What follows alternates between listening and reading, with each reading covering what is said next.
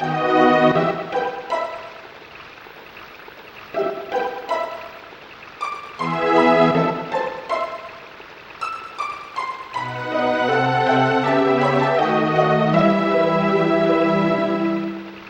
we go. Okay, here we go again. Another vlog on what's supposed to be a non-vlogger's channel. Okay.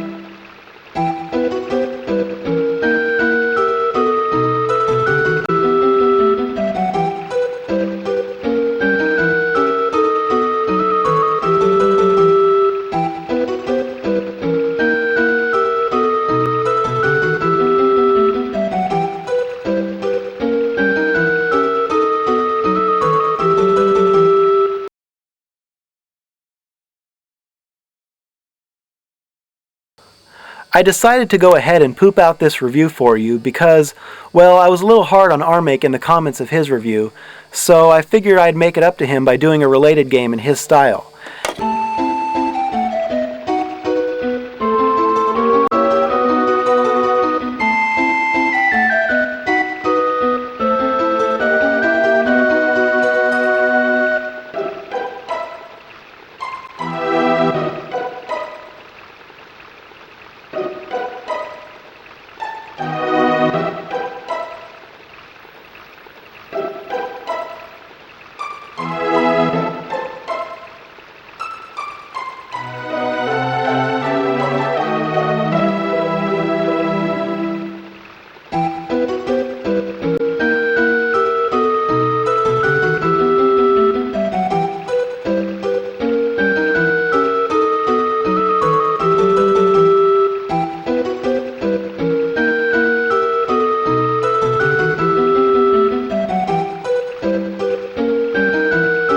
The Mousecapade review. That took 1 month of letting my body go to hell, and it did end up saving E-Kit's life. I will show that on screen so you can see the letter again. The E-Kit got his life saved in 2007. Didn't tell me till 2011 that happened, but that was a result of 1 month of throwing my body away and letting it go to hell. That was 1 month. Since, March, when I was no longer working and I wanted to try to fundraise to put Maria through school, and then later when Samantha came back and she turned on me, fundraise to save Samantha from Mexico. If she's even there, we don't know. I'm 50-50 on that. Bottom line, when I had a human goal with 2 people I care about a lot, one like a kid and one's more inspirational than anybody ever, that's what will get David to say it's worthwhile.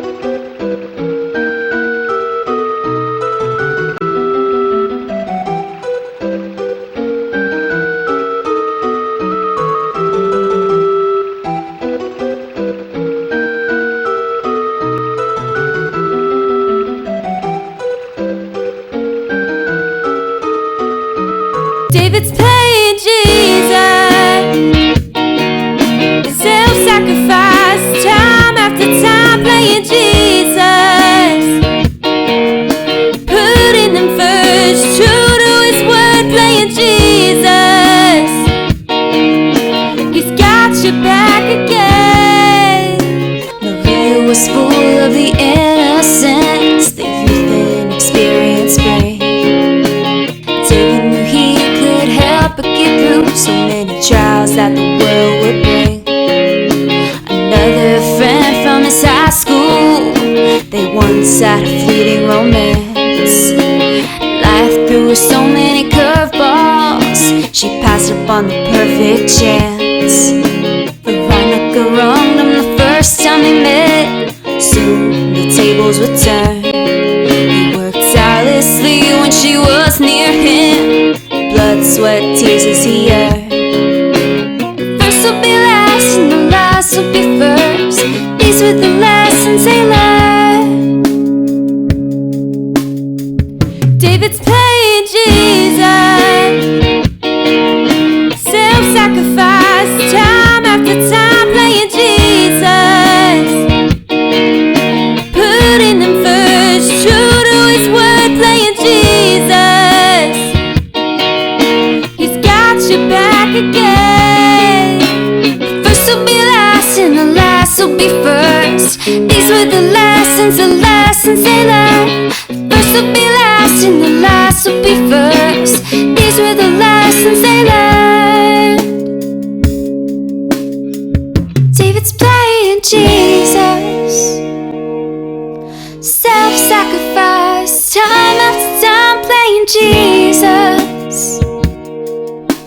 putting him first, true to his word, playing Jesus, self-sacrifice, time after time playing Jesus, putting him first, true to his word, playing Jesus, self-sacrifice, time after time playing Jesus, putting him first, true to his word, playing Jesus.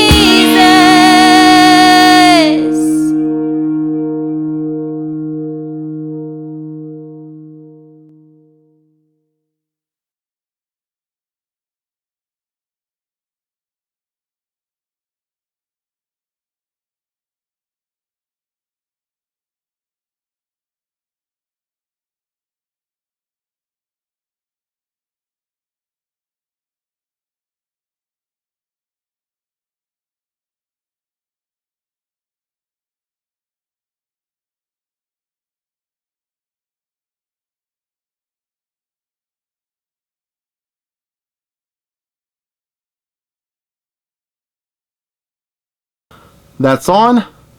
That is on. Okay. Here we go. Okay, here we go again. Another vlog on what's supposed to be a non-vlogger's channel. Okay, so if you're looking at this video right now, the title probably says something along the lines of Open Challenge, need a bike riding sponsorship. I'm not sure what else, possibly to maintain the weight loss as well as real life romance novel for Samantha objective, right? Something like that. It's an open challenge for somebody to sponsor me for bike riding, right? Now, as we discovered in the emergency SOS video, which by the way, not only is that still active, right? It's gotten to a point, you'll see very shortly, where that is more real than you could possibly imagine, right? Right. It warrants making a new video, okay? So what we're going to do is continue this trend where we come into this kind of video making, this unwilling vlogging video making that I've never done before and do not specialize in. We're going to spend a lot of time explaining a lot of things you need to know before I go into what I'm asking for, the reason we're here. And we're going to build up that way so you can understand the context, even if you're a new person here and you haven't kept up with my videos. Then we're going to come out with what I need practically, okay? So trust me. And you want to make sure we understand this, okay? Samantha found out the hard way that you can't just come to David, whether it's in an emergency situation asking for money or any kind of thing that involves his involvement in your life, or even a business thing, and think you're going to get a simple yes or no. And if it's no, go on the next person, equally as good as David. No, that's the kind of shit we're talking about, whether it's corporations or jobs not understanding David, or it's people associating with, mostly from the ho-hum world, but there's probably some people in high levels also thinking that people are disposable. We've got to bust this myth that you're going to get anything real or any true motivation from people who you treat as disposable, where it's just a simple yes or no, or it's a little 5-minute pitch and that's it. That's all you need to know. No. The true unique people, the true geniuses of any time period, are going to have to lay stuff out. And here's what, this is also from film school knowledge too. There's a reason why David didn't work in the film world. There's lots of reasons. But one of them is that when you have an idea that's too complex, oftentimes you can't explain it in a way that's going to give people the complete vision, enough for them to have confidence in it, enough for them to bank their money on it, especially if it's like millions of dollars, which people in film school trying to get into festivals pitch to those kind of investors. You can't understand something that is revolutionary or groundbreaking by a simple 5-minute explanation, because if you try to do that, people are not going to understand.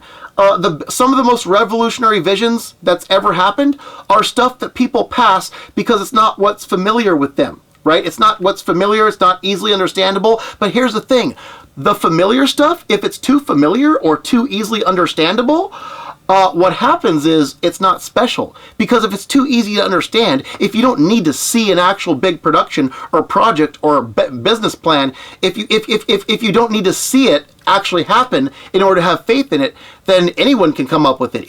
Anyone can come up with generic shit or uninspired shit.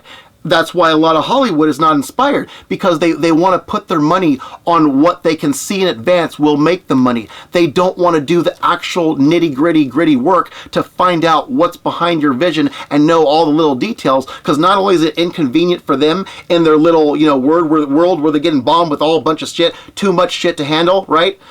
But it's also not a secure investment if they can't easily understand it. So how are you going to pitch something revolutionary if you're in a world that's not set up for that? You see, the true geniuses, you won't be able to see the whole vision or have enough confidence, but that don't mean it's not quality. That's why we're breaking the mold, we're breaking ground. We're going to do these videos, but we're going to set up a lot of stuff before we actually get to what I'm asking for, okay?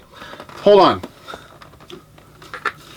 Yeah, we're on a new drink now, right? Stuff that they bring home. You'll get that very shortly, the explanation. That's ridiculous. So to those 4 companies that are responsible for me and Samantha being in this situation, that is, in order of appearance, like a movie, FedEx, Octapharma, EDD, and Cisco. To those 4 companies who still will be dealt with, because of putting me and Samantha both in life-threatening conditions where I'm a sitting target, right? For death, basically.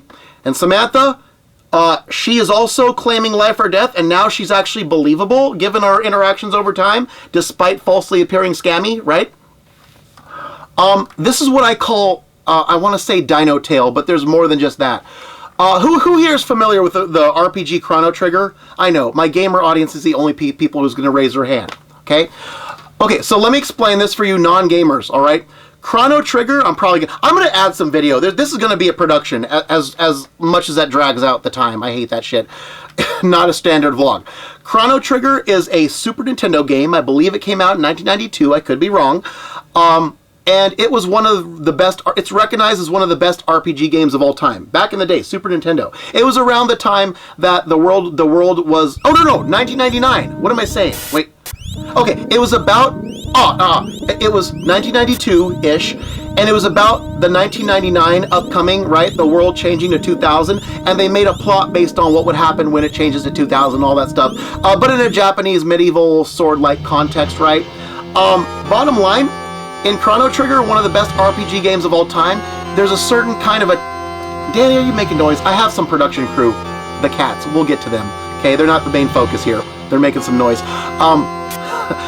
In Chrono Trigger, there's a certain kind of attack. Let me explain how it works. It's mostly when you're up against the big enemies of the game, right? The Queen Leans, the Lavoses. Oh, you shouldn't be using this at Lavos. The Queen Leans, the freaking, who else? Everything big in the game, right? when you're up against the major enemies and you've planned your strategy over time and you've worked your way up and you know the turns your guys are going to take and you've equipped them and you know how things go, right? You give them all your speed tabs. Hopefully you were smart enough to charm the panels in the Black Omen. Not many people know that. When you're all ready to take on the big guys, there's a certain attack which hopefully you don't have to use, but if you do, if you know what you're doing, you can do it successfully. It's called one of them, the only one I know offhand, I'll have to research the other, is Dino Tail. I think it's an Isla only or Isla and Chrono move. I'm not no. When you're hit, it's got to be Isla. It's only a one person, I think. When your hit points get low, you can do that attack every time. You can always do that attack, just like all your other special attacks. But the lower your hit points are, the more damage it does to your enemy. Yes. If you do it when your hit points are high, the damage will be very low. Yeah. But if you wait till your enemy gets you down, like close to 1 hit point left, and you use Dino Tail or something like that, there's others, you get the maximum damage on your enemy. It's like a last case scenario where if you think you're going to be dead, you're going to be dead, or you think that you're going to suffer a major loss, you make one last attempt to either take them out all at once, or if you can time it with recovery to do it for maximum damage. This is what the true strategists do. They time it so that when their hit points are low, but they're not dead yet, they do the maximum damage with their Dino Tail or whatever, and then they heal themselves later. Whether they heal themselves or not, they're taking one last attempt at vanquishing the enemy, or they're going to recover right after, and then they'll be on top, okay? So, this is what we're doing now, the kind of video making that I'm doing right now, against my will, mind you, not what I want to be doing, is Dino Tail, the video maker equivalent of Dino Tail, right? Because now, my life is legitimately threatened, as is Samantha's life. She always claimed that. I'm going to show you why right now. Put it up there. Okay, what you're seeing right now, I'm editing in later, is the amount in my EDD account, right? Now put the other one up there. See that one? That's the amount in my Bank of America account. You know how that got cleared out? Because we had 70 cents in the EDD account. We had 64 cents in the Bank of America after I sent this week's evidence of the job relevant video off that I've satisfied unemployment requirements for this week. I sent that off with the last of my money. We had enough for this energy drink. This one. This is the last thing I bought with the cents in each account plus a dime. Actually, it wasn't a dime. I unload 10 pennies. Oh, did I bring my change? I forgot my change bag. I'm going to go get it. There's what I spent it on. Hold on.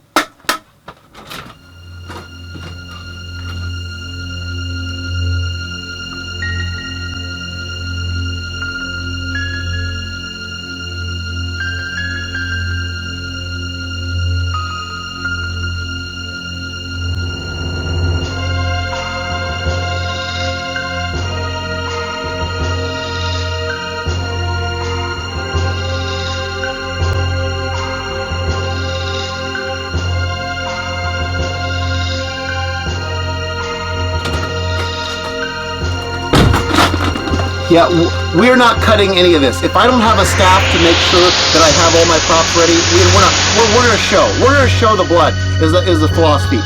When you're around Samantha working in turbo mode, you don't want to see her. You don't want her to see you cry, bleed, or have any stress. You hide the blood. But now we showing all the blood. So we're not cutting that shit. This is the change back. This is officially how much money David has left in all accounts and on him. Yes. I'm not sure. I think it's like $1.70 something. It was $1.78. It's probably $1.68, something like that. So yeah, that's David's money. So, any online girls asking for money? You've been refused this far. Good thing, because I came down to the wire. Now you have to be refused. You have to put. I'll show you this video. I'll show you if any online girl. They're still asking. Oh, they're asking for unemployment money. I said no. The taxpayers ain't paying for your needs. Not even knowing if you're real to come here or not. No. Only Samantha, the one whose life is verifiably in danger, and we verifiably work with.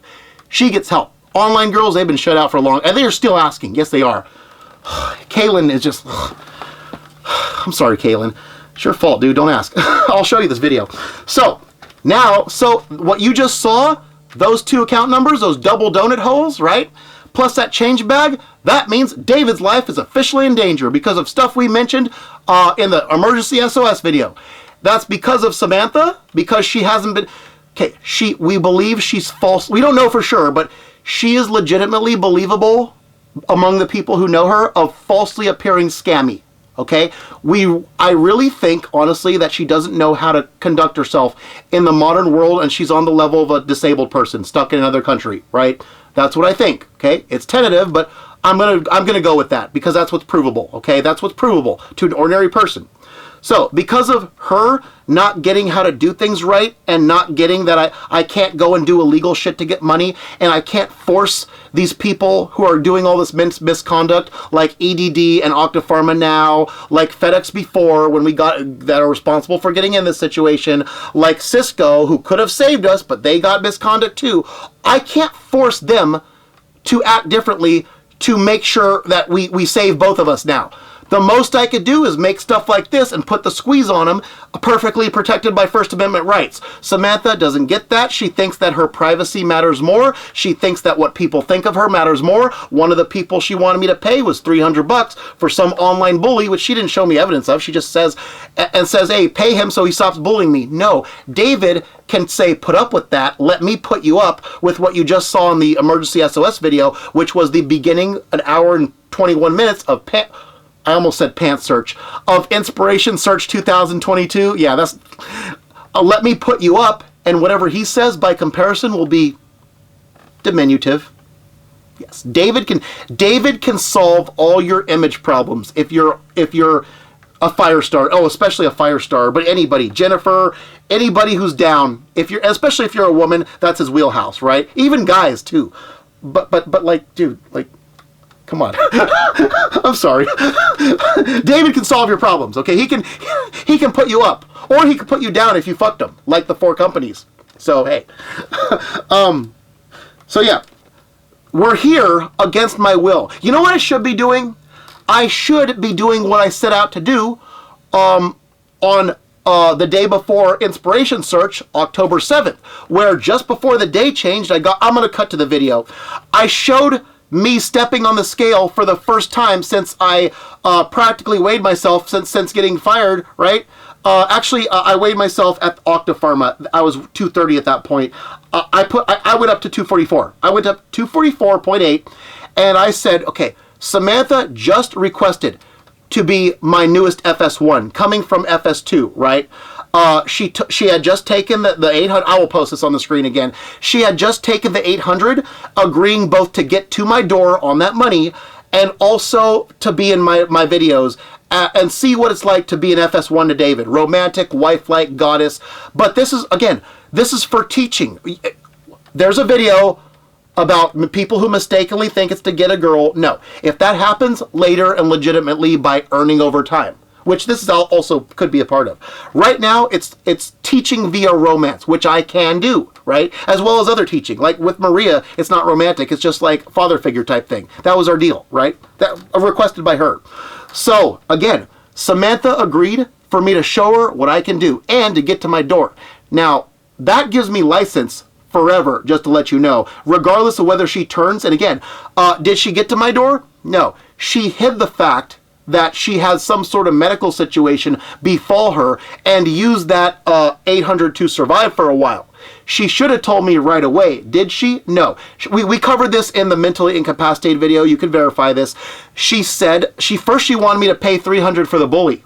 I didn't have no more. But even if I did, where's the explanation for the 800? Then she wanted me to pay 200 for a hair straightener. Did she explain where the 800 went? Did she show up at the door? No and no. So again, whether this, it seems like a scam, but realistically, given how she is persistent and stuff, and also like knowing her as I know her, I believe she's honestly clueless to the fact that she wouldn't know that she has responsibility to account for the 800 before she asks for anything else, especially big figures. So, over time, what she did is, as I went on this romantic mission for her, right, and taught her as well, we also documented this, and you will see more of this later. What I did was, she wanted small amounts at a time, right, for Uber rides to work and also, I think this was before the 800 and some after the 800. She wanted little bits at a time, and as long as she learned something, I will probably show examples. I'll have to go through a pain in the ass my hard drive. I'll just show a slideshow. She wanted little bits over time to help her with different things, and I made sure she either learned stuff or I could use it in video to show my teaching methods and such, right? Right. That makes sense, right? As long as it's defensible and it's not a straight up handing over of money just because you can. She needs to learn the words that she agreed to, that money does not equal love. That even if I was homeless, I would still love you more than someone who can get you out just because they can, because two reasons. Number one, if you don't earn that money by going through hardships and persevering either regardless, it's meaningless. It ain't got no credibility behind it. I've done that my whole life, and especially now. Number two, based on our criticism, my criticism, both in the emergency SOS and to come, it's very clear that one of the things that's disadvantaging me with regards to the way the 4 companies treated me, and this is especially the case with Cisco, also the case with EDD, since some people lie about unemployment stuff or manipulate or aren't sincere, right? This is also the case with, is it the case with, no, not Octapharma. It's also the case with FedEx, because that's the only reason I would have kept that job, if I put up with the massa there. They all encourage people to be yes massas types, okay? I will go into that later, but bottom line, fakes, frauds, people who say what they gotta say to get by, but whether they know better or not, and this guy does, because I left my gold medal in the room, huh? I meant to wear the gold medal. Let's get it. Hold on. Wait, is it right here? Oh, it's right here. Yeah. This guy, people, this is not worn for show. Anything that I wear, it has a legitimate basis behind it. Yes. It may not be literal, but it like this is not literal. Okay, if you know what this is not literal. It's in spirit. This is literal though. Fucking shit, don't turn around. Show. Stop blurring. Stop being blurry. Stop being blurry. There you go. That is literal, okay? That guy is highly likely to know better than even management, especially on jobs that are ho-hum, okay? And I'm sorry, but there's a reason why that's the only kind of job I could get right now, unless someone takes me out and puts me in entertainment, which I'm going to give you one opportunity right here, practical. There's a reason, but we don't know if we can talk about that, right? It's because of the fallout of the FS1 saga. Right. So, it's not my fault that imagine that. A person who should have had a better life, who can literally back this up, what he wears on his chest now, he's around people who just, he's on a different level then. That probably says something. Not necessarily about the situation involving FS1, but it probably says something about what he was really meant for, that until now, no one took into account, and I have not been forcing the issue. Because I never got pushed this far in life-threatening circumstances. But now we're letting it all hang out. Dino tail, right? Oh boy, cats. That's fine. Go where you want, Dan. Go. The cat's gonna interfere. That's okay. Ooh, he shook the main cam. Okay, I'm gonna keep talking. If he does more stuff, we'll see. Okay, that was Danny jumping down, shaking where the camera's mounted on. Okay, where was I going with this? So, yeah. Okay, he distracted me. I forgot my train of thought. Bottom line, we're swinging hands now. Okay, that's what they say in Ultimate Fighting. They're letting their hands loose. Okay, and David not only is more effective offensively this way, but also defensive. Because now that Samantha gave me reason, I'm going to protect my ass, okay? She doesn't know what she's doing. She's 20 years old. She doesn't realize that if you can't do illegal stuff to get money, and you can't force processes, she doesn't even understand the concept of processes. If you can't force these 4 companies specifically, but anyone out there to work for David any faster than they are, and some of them, like EDD, are opposing him, also Octapharma, we have to figure out what their issue they're opposing. If you can't force them, then you do what we're doing now. You expose it all and put the squeeze. If that means that your privacy goes out the window, don't worry about that. No matter what happens to you as far as what people think of you in public, David can pick that up, and only David can pick that up. Anyone else who's having an easier time, that's where we were. Anyone else who's having an easier time getting money, even if they get Samantha out, they're very likely to be a fraud or yes massa type. Because that's the world we're creating when these 4 companies do the kind of things they do to people like me, right? Passion, work ethic, charitable causes, and cares about agency. The 4 things you don't mess with David, or you're getting publicly dealt with. Okay, that's stuff I've worked my whole life to develop. It's the core of me. Okay, you mess with those, you kind of deserve what you get if your corporate policies don't solve the problem before I get to it. Yeah, so we will make a case for that at length. But bottom line, Samantha, regardless, needs to know that it's important for me to follow through on what she agreed with, especially when she's acted so scammy, unintentional as it may be, that she needs the teaching. She needs the teaching. She needs to trust me. She needs to put everything in my hands. Okay? Even with double donut holes in my account, I'm still gonna do stuff like this and make it work. Try to make it work. Give it my best attempt. Okay? So, that's a long time to cover Dino Tail. What else did I want to cover? I didn't write none down. This is all unorganized. Hold up. Yeah. So again, but you know what? First off, let me show you what we have here to drink. I'm gonna do some right now. I gotta get some. Yeah, this is what we're drinking, and then this. This is caffeinated. This is not. This is all because there's double donut holes in my account. This is also not caffeinated. But I'm gonna do some. These things. This is gonna be a running joke, just to let you know. These things, if they tip over, you'll have time to clean up whatever spills out because this restricts it. These could still tip over. So you know what's useful right now? Let me show you what's useful. Here's what's useful. This bottle. Why? Because again, take the cap off. Hold on.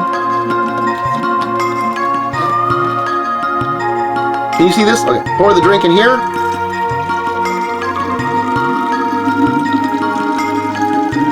Go. Is it almost up? No. Pour the drink in here. Discard that. Discard that. That didn't make the trash. Put the cap on. Boom. There you go. See? Look at that shit. Look at that. Cap on. Cap off. No hard to get in the grooves like most regular bottles. Go like that. If it knocks over, boom. No spilling. No spilling. No spilling. It's never going to spill as long as you securely leave the cap on. See?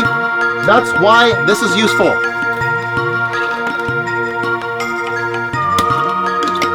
So, that's what we're drinking now. That was the last.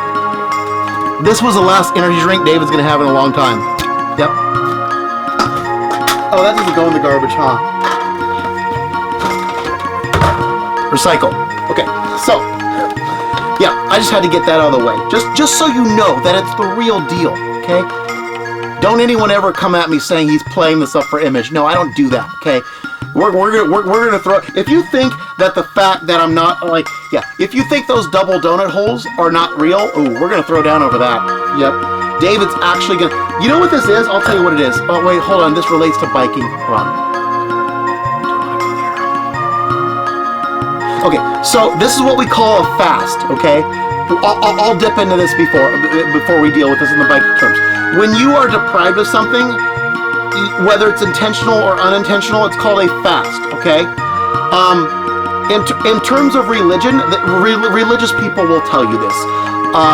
If you really get to know the Christian religion, according to them, I have a little bit of a different experience. There's 3 things that causes God to answer prayers. Okay, in no particular order, it's prayer, fasting, and good deeds. Okay, now here's the thing about that.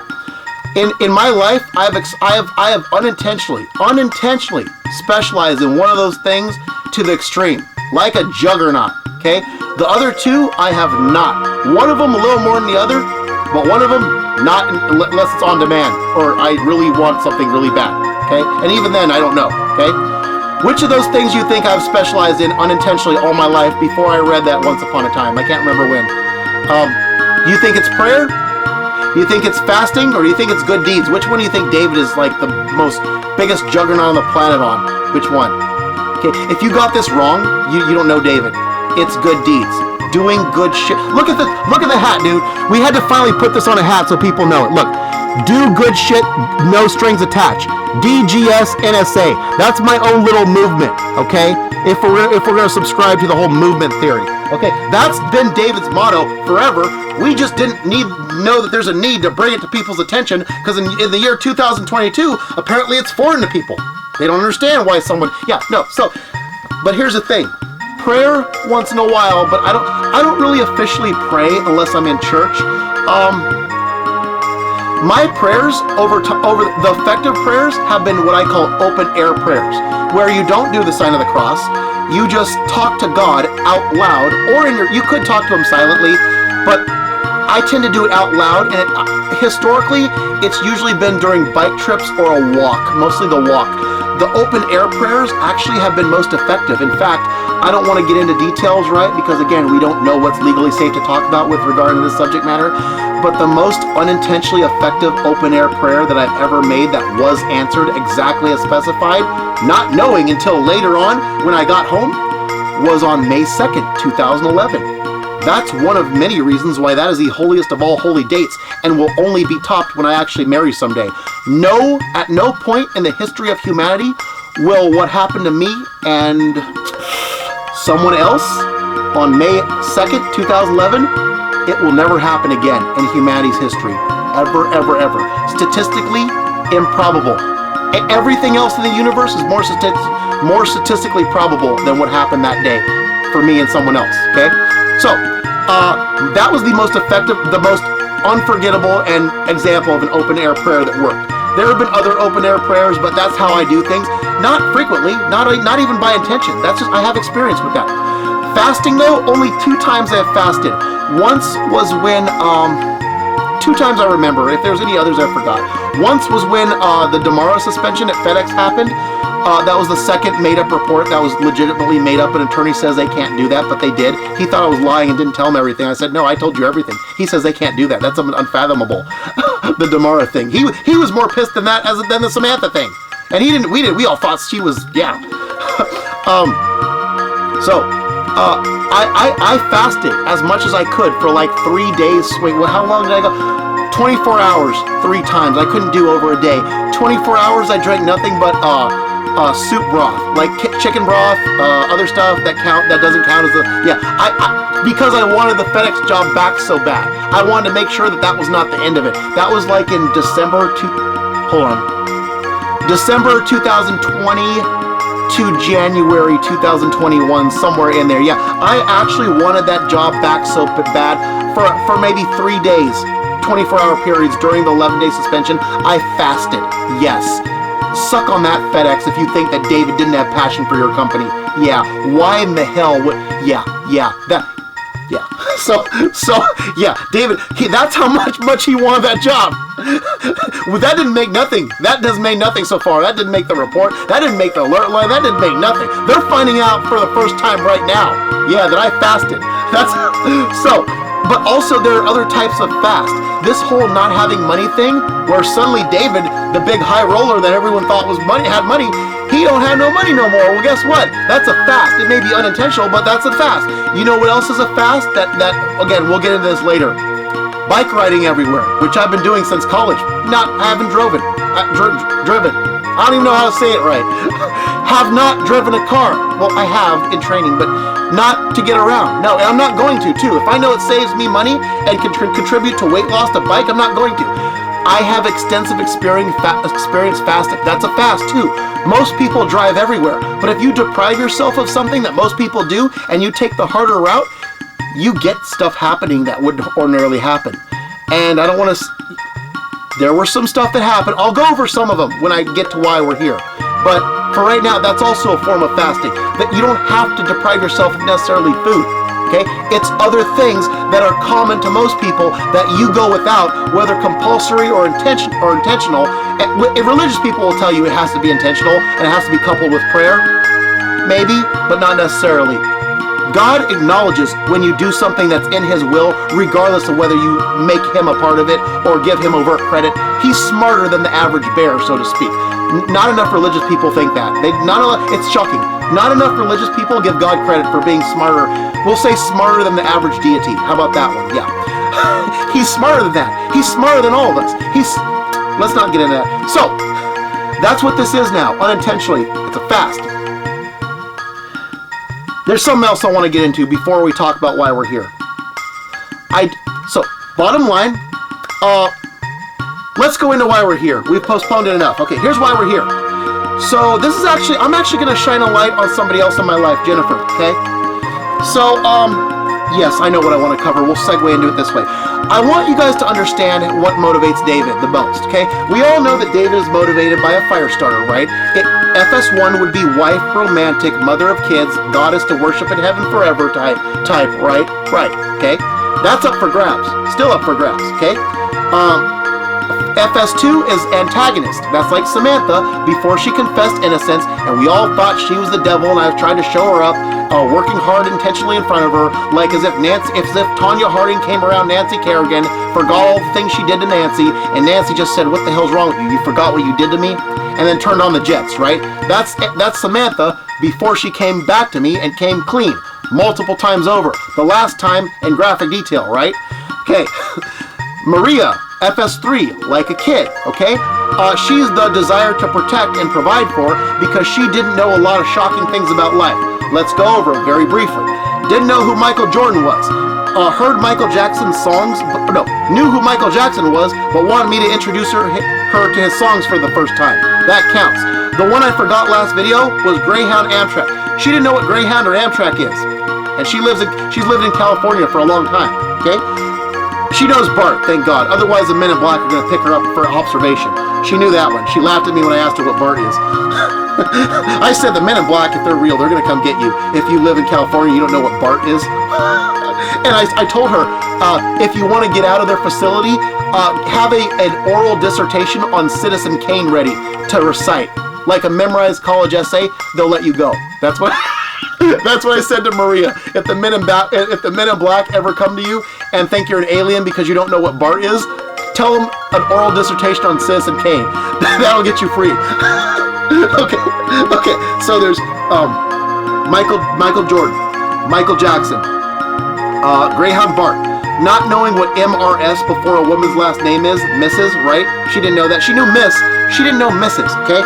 That's number 4. Not having said inconvenient for the first time ever in life, not in school, but in real life out the mouth when she heard me say it at the bank when we were going to pay for her school classes and shit. But we caught her saying that in text when we first met, so we don't know about that one. Maybe she forgot, or she either lied or she forgot. She hasn't confirmed either way what that was yet. So that one's questionable. Also, not knowing what the card game poker is, okay? Poker, yes. And then there's 2 relationship bombs, which I'm not going to discuss. I discussed one of them in the 12-hour epic, how at risk she is, right, with certain things. There's another one I didn't discuss. 2 relationship bombs, okay? So those are things that probably no one is ever going to come along in parallel. That's as innocent as it gets. So she became Firestar 3 because of that alone, but then there has to be like a big fat incident or occurrence that sets it off. Her stun gun debacle, which I sort of covered last video. That is what set it off, okay? So, she is the paradigm for innocence, okay? So you have, you have FS1, the original, okay? Not gonna discuss, okay?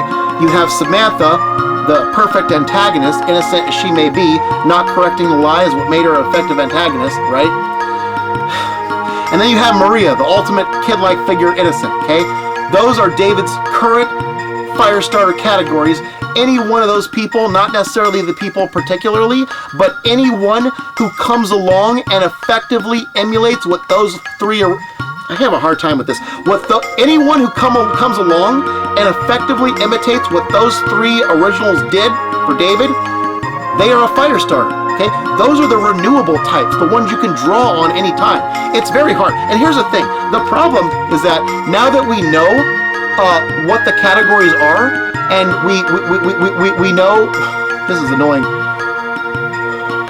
we know who 2 of the 3 are for real. Shut up if you know the first one. Don't talk to me about that one, okay? We know Firestar 2 and 3, who they are. No matter who comes along in David's life, even if all 3 of them, okay, the first one is permanently turned, okay? The second 2, Maria's turned on me because she didn't like Samantha. They're catty and shit, okay? Samantha is going back and forth, okay? She might come back, she might not. Even if all three turn on David and stay turned, guess what? Someone else comes along, even if they perfectly emulate the category, they're just following in the footsteps of the original. Yeah, the original three are Hall of Famers. Yes, they are in David Vega's Inspirational Hall of Fame. Shit. If I cry, just put up with it, okay? I'm not going to discuss it, okay? All three original Firestarters are in David Vega's Hall of Fame in terms of inspiring him to do good shit. Okay?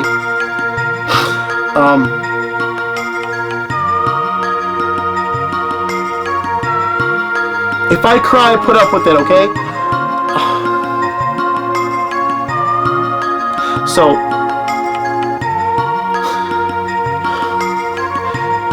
Samantha is the latest to at least attempt to make the FS2 to FS1 transition. Antagonist, now she's confessed innocence. She's trying to see what it's like to be an FS1. But guess what? She fucked up, or at least she's fucking up, okay? Let me ask you a question. Today, I think, is it Tuesday yet? Okay. Yes, it's Tuesday. It's Tuesday. There's a shark game today. Do you think I'm going to be there? No. I was supposed to be there? No. There's a shark game on Thursday. You think I'm going to be there? No. There's a shark game on Saturday. No, I'm not going to be there. You know why I'm not going to be there? Because again, not only is Samantha wasting the money I gave her to get out, not only is EDD fucking up, and you know the money's not coming in. Not only did I made a little mistake, I just realized yesterday with the job I'm trying to apply for, I made a bit of a boo-boo that backed it up a week. Okay. I don't have a job yet, so I'm not able to strategize getting halfway down the route and going the other half on game days.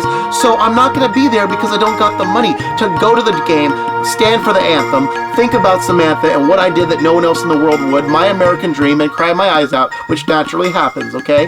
I'm not going to be able to do that, and it's probably not going to be for a long time, unless I get a job all of a sudden, or EDD comes through, and even if they do, I have to make sure Samantha's good.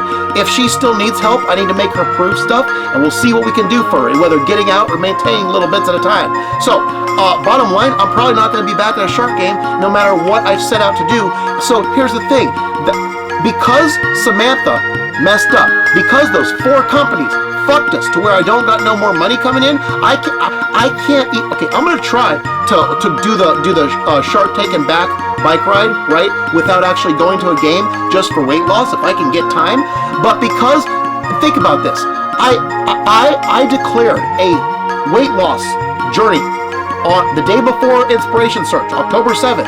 Okay, I declared that I was going to make record for starting at a higher weight and getting down to the same weight I did back in 2012, right? When it was just FS1 that it was being done for, right? I wanted to beat that because Samantha is the most powerful fire starter. Then Maria, then FS1. Samantha and Maria are both more powerful than FS1. Samantha's the most powerful, and she's making the FS1 transition. David has to show what he's made of. Okay? But the thing is, Samantha doesn't realize this. She's new to this. She's a 20-year-old. You can't just... Maria made this mistake. That's why she got messed up. She thought that, okay, David's paying for my school. He's in turbo mode every day on Van Line 4 for me. Let's distance myself. Let him do what he does in my absence. Check back in when it's time to collect the money. No, you got to be there daily to check in and inspire me. We share stories and keep the inspiration up. Maria, by apathy, dropped off as a fire starter. Samantha's doing another thing, which actually I'm familiar with because I've been there. I've been here before with a previous fire starter, right? Okay.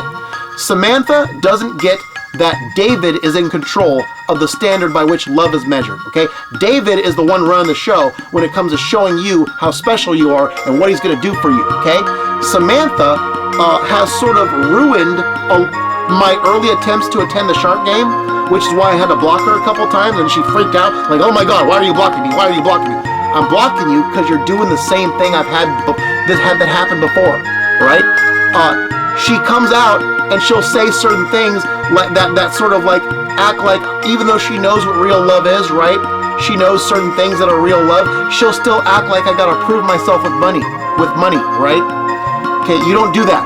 You don't do that. You don't ask for the guy who's trying to teach you as a person how to be a goddess based on the inside to prove himself with stuff not only that's outer, but also that in his current state he has no control over and is a result of being too good a guy. Whether passion, work ethic, work ethic, charity, or agency, all 4 companies put him down because of one or more of those things. That's why he ain't got no money. So what is he doing? He's showing you his personal drive. He's showing you what he does, okay? You agreed to this, and you wasted the money somehow, some way that would have gotten you out into my door.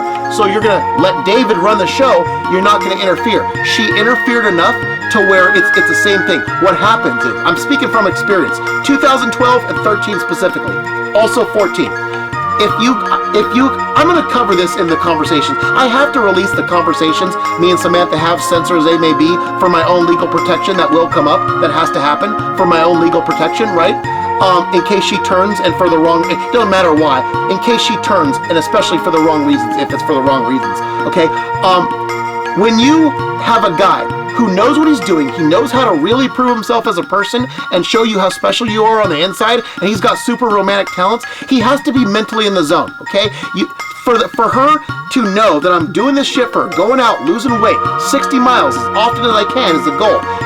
Shark games as often as I can make them, standing for the anthem, right? If that guy is doing this shit for you, you can't come out with him and inject in him your 20-year-old standards that are superficial based on your bad examples growing up and the ho-hums around you, whatever the case may be. We haven't gotten into those. Whatever bad examples have told you that money is love or anything materialistic or looks, that you're great because of your look, whoever's responsible for that nickname Dollface, right? That's crap, right? Looks-based crap. That's not why you're special. Let the guy who sees you more special than anyone will ever see you in your life, who can legitimately compare you to Sidney Crosby on so many deep levels, not just a superficial one she heard in person, right? Let that guy run the show and take over, okay? All you gotta do is stand there and be you. That's the same way it worked on the van line when she was around. All she had to do, because we thought she made up that report, or that she did that report when she didn't, was stand there, and as long as she's around and able to see me, not even seeing me, able to, right? That's why Samantha vid happened, that story. It's in the 12 hour. Yeah, all she gotta do is stand there and let David does what he does in front of her. That's the same thing in real life that she gotta do that as at work, right? She needs to do the same thing in real life as she did in work. Stand there and watch what David does, okay? Give words of encouragement every so often, but ultimately let David run the show. Over time, when she actually gets here and it gets more personal, then I'll teach you, and then you can pick up some of what David knows, and then you can show how you've grown and improved as a goddess, right? That's why I'm trying to teach her as much as I can, and I'm rewarding her little bits at a time with the money when she learns stuff, right? I'm trying to teach her, but priority goes to David doing what he's been trained to do over time, right? Mainly in the 2012, 13, and 14 era, which again, we may not know if we can talk about it legally, but it sure was effective, wasn't it? Yeah, Samantha wants some of that. She wants me to break her off a piece of that, and I want to give her more than I ever did before. So, this weight loss thing is serious. If she hadn't, for Samantha to come along and think that her little 20-year-old standards can be injected in David sometime, that's like me at a stoplight when I'm waiting for a light to change to cross the street, and someone comes up to me at a crosswalk and here's my leg, right, waiting for the light to change, boom, stick a needle full of horse tranquilizer in me, right, or to slow me down. That's what it's like when Samantha comes at me with them 20-year-old standards, okay? You don't do that. It's the same thing as people at work thinking that David doesn't need mental peace up here to do what he does, and that you could just you could just whip the horse and make him go faster. Don't work that way. If you want elite level talent in your workplace, you gotta make sure the mental piece is there. No one's allowed to fuck with anyone, let alone David, okay? I don't care if the other little 20-year-olds there don't mind being fucked with and told to ignore, like Savannah's death threats and Savannah's like defamation and shit, all the shit she makes up. Not David, okay? No one should put up with that, but especially not elite level talent like David. David needs the mental peace, okay? It doesn't matter whether you're talking at work, keeping 20-year-old standards out of David's mind, right? That are inferior to his work, his level, or if it's Samantha thinking she knows love more than David. No, you don't. Let David teach you. Once you're here, once you're learning, David will empower you with his knowledge, but right now, you're gonna learn by example, okay? That's what David does. Stand there, let David do, encourage him, do nothing but encouraging, but don't come at me with those little inferior looks-based or money-based or superficial 20-year-old standards. Don't do that shit, okay? She doesn't know that. So because of that, I have not kept up with my weight loss goal. Look at this. See this? That has not changed, okay? That has not changed. I still got this. I still have this shit. This should not be on me right now, or it should be going down. It has not gotten down because I have not gotten mental peace from her 20-year-old standards, right, that she keeps interjecting, and the 4 companies who still have screwed us, and because they screwed us and their damage is carried over, I'm making videos like this when I should be doing nothing but finishing inspiration search and attending shark games and working somewhere along the path to those games and then going and coordinating a plan for daily weight loss naturally built into my work and doing what I want to do for her. That's the point of that, right? Because of this mental fuckery, I haven't made the progress that I want to make. And it pisses me off because I want to prove to the world that Samantha FS2 really is as powerful as she is in being able to inspire David more than Maria and more than anyone past, right? We get that, right? I want to prove that this is the real deal, that Samantha truly is as powerful and is truly inspirational. But in order for me to be effective at what I do, she has to either learn quickly or step out of the way and let David do what he does, okay? So, that's why we're here. Where's my drink?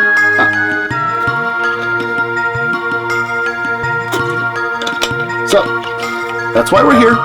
That's why I'm pissed off. And now, it's time to discuss what I'm asking for, okay? So, to the 4 companies who are going to be dealt with, first off, understand something.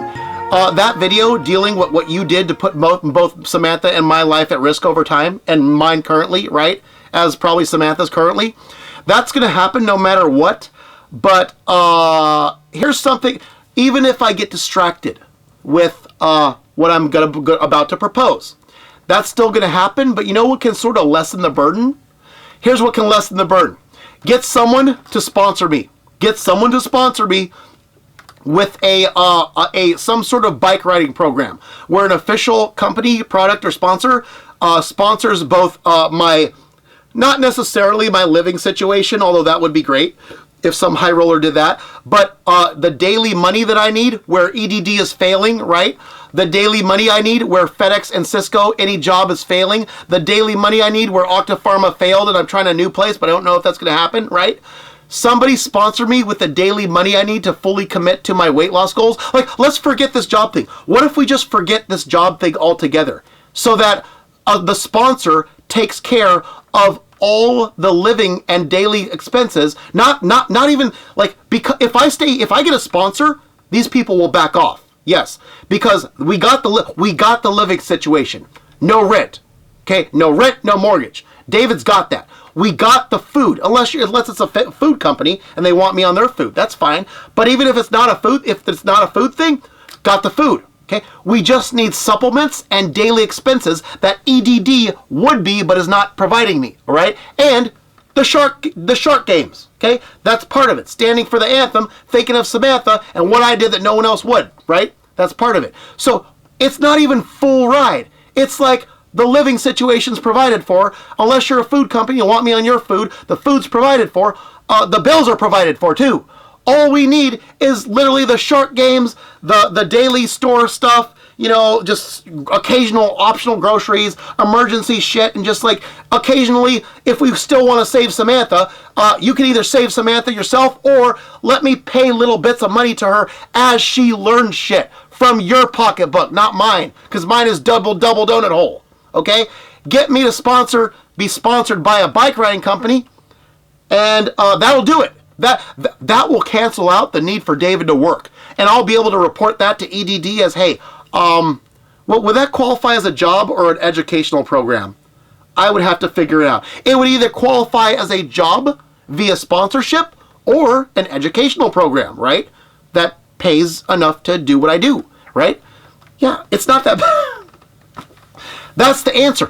David won't even need to work because his full-time work will be losing weight for Samantha, giving her the real-life romance novel that she agreed to, going to the game, standing up, you know, getting some good shit done. Okay, why should look at the talent? Look at all the stuff I've done. I've done my lifetime best work since not working at FedEx in the last 6 months. As a 40-year-old, I've been lit on fire with what I went to school for, my video work. And by the way, we're gonna actually show some school stuff after I deal with what I got to deal with. If you stay tuned enough, we got a treat here coming up. We're actually going to go over I found some transcripts from UC Davis. I have censored copies. We're going to go over those. Yes. We're going to go course by course. Yes. For the first time. So, that's what I'm asking for. Someone sponsors me, and here's how the idea came about. Let me show you. We're going to give a shout out finally to Jennifer. Okay, Jennifer, my high school girlfriend. Okay, so let's give you some background. So there's a reason I covered the fire starter categories. There are permanent fire starters, and then there's temporary fire starters. Now, temporary fire starters can be anybody, right, that comes along and hits you on the right buttons, whether FS1, which is rare because, well, you could do a demonstration for people, but yeah, that's kind of hard. FS2, if people antagonize you the right way, there are rules. I'm not going to go over them. I went over them past. Or, like a kid, also kind of hard. But yeah, if someone inspires you, guys can be FS1, but with homage, not romance. That's the guy version. Okay, so there can be, and there have been temporary fire stars in my life. There's one version of it, I'll cut to footage, where when I was doing the 12-hour epic on May 13th when I was laying in bed, by the way, that does correspond to May 13th of 2011, where something tremendously bad happened to change things for the worse. That was also a part of it. On May 13th, laying in bed, thinking I was going to get a full night's rest before I woke up, used the shit I just got for shooting and shot more.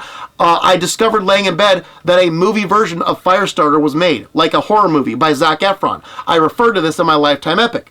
I was horrified because at the time, Samantha had not come back, me and Maria were getting close, and one of our deals of marriage, or 6 conditions agreed upon of marriage, was if they make a movie about us and we call it Firestarter, we'll marry for real if we marry in the movie. I told Jasmine about this, her manager, our condition, and I said, hey Jasmine, if you had 5 guys romancing you and you were considering which one to marry, if one of them was able to make a movie about your story, wouldn't you go with that one? She says, yeah. All girls on the planet, right, who care about the person, they would do that. That was one of our conditions with me and Maria. So I had that in the back of my mind, but I didn't think it would be serious. But I knew that Firestar would be reserved as a movie, right, if that actually happened. Guess what? Laying in bed, May 13th, wait, was it May 13th or the eve of? I can't remember. No, it was May 13th. May 13th, laying in bed, I found out about the Zac Efron horror movie called Firestar. That pissed me off. That's the movie version of an antagonist, and a damn strong one too, because like I said in a previous video, it's what Diane Baker and Academy of Art told us to do with use Hollywood's trash to motivate you to make your own unique and meaningful stories, right? Diane Baker covered that on day 1 orientation. That's exactly what I learned in film school on day 1. Use Hollywood, but that's more direct and individualized, because I have a concept that backs up what Diane Baker said. Yeah. We didn't know that years later I would actually have a concept that does that, but it's true. So I got out of bed mad as fuck and I said, let's do this. And again, I put forward the best performance of my life to date. Shakira's Don't Bother to footage of everybody on my team scoring 1 goal as a part of the Dallas Stars, because it was Wildfire's video and they're from Texas and that's their team. So everybody got 1 goal. It was really meaningful. I was on fire. I had funny things to say. I showed Bible quotes, the whole shebang. It was the most meaningful performance, the best performance of my life, because I was correctly and effectively antagonized by someone stealing my movie title. Coincidentally, we don't have any. Yeah, they didn't know that. They didn't know that I had a better real life story. Okay, so that will get me right. I don't think it's going to happen with Iniciador del Fuego, which would be the current title now that Samantha came back and she's a romantic possibility, right? Better than Maria and hell of a lot better than FS1. Oh, that's a good one. That's a good story. She topped FS1. She topped Maria. Samantha is the god of inspirational stories. It's now Iniciador del Fuego that we go for with the title. But Jennifer showed me some today. I'm going to show you. Jennifer, I'm sorry. You shouldn't have said that Samantha was a Nigerian scammer, because now people are going to see what you're called on my phone. Hold up. I have to check before I make sure it's safe to show everything. So at 9:23 a.m. yesterday, Jennifer interrupted me with this. Let me just show you.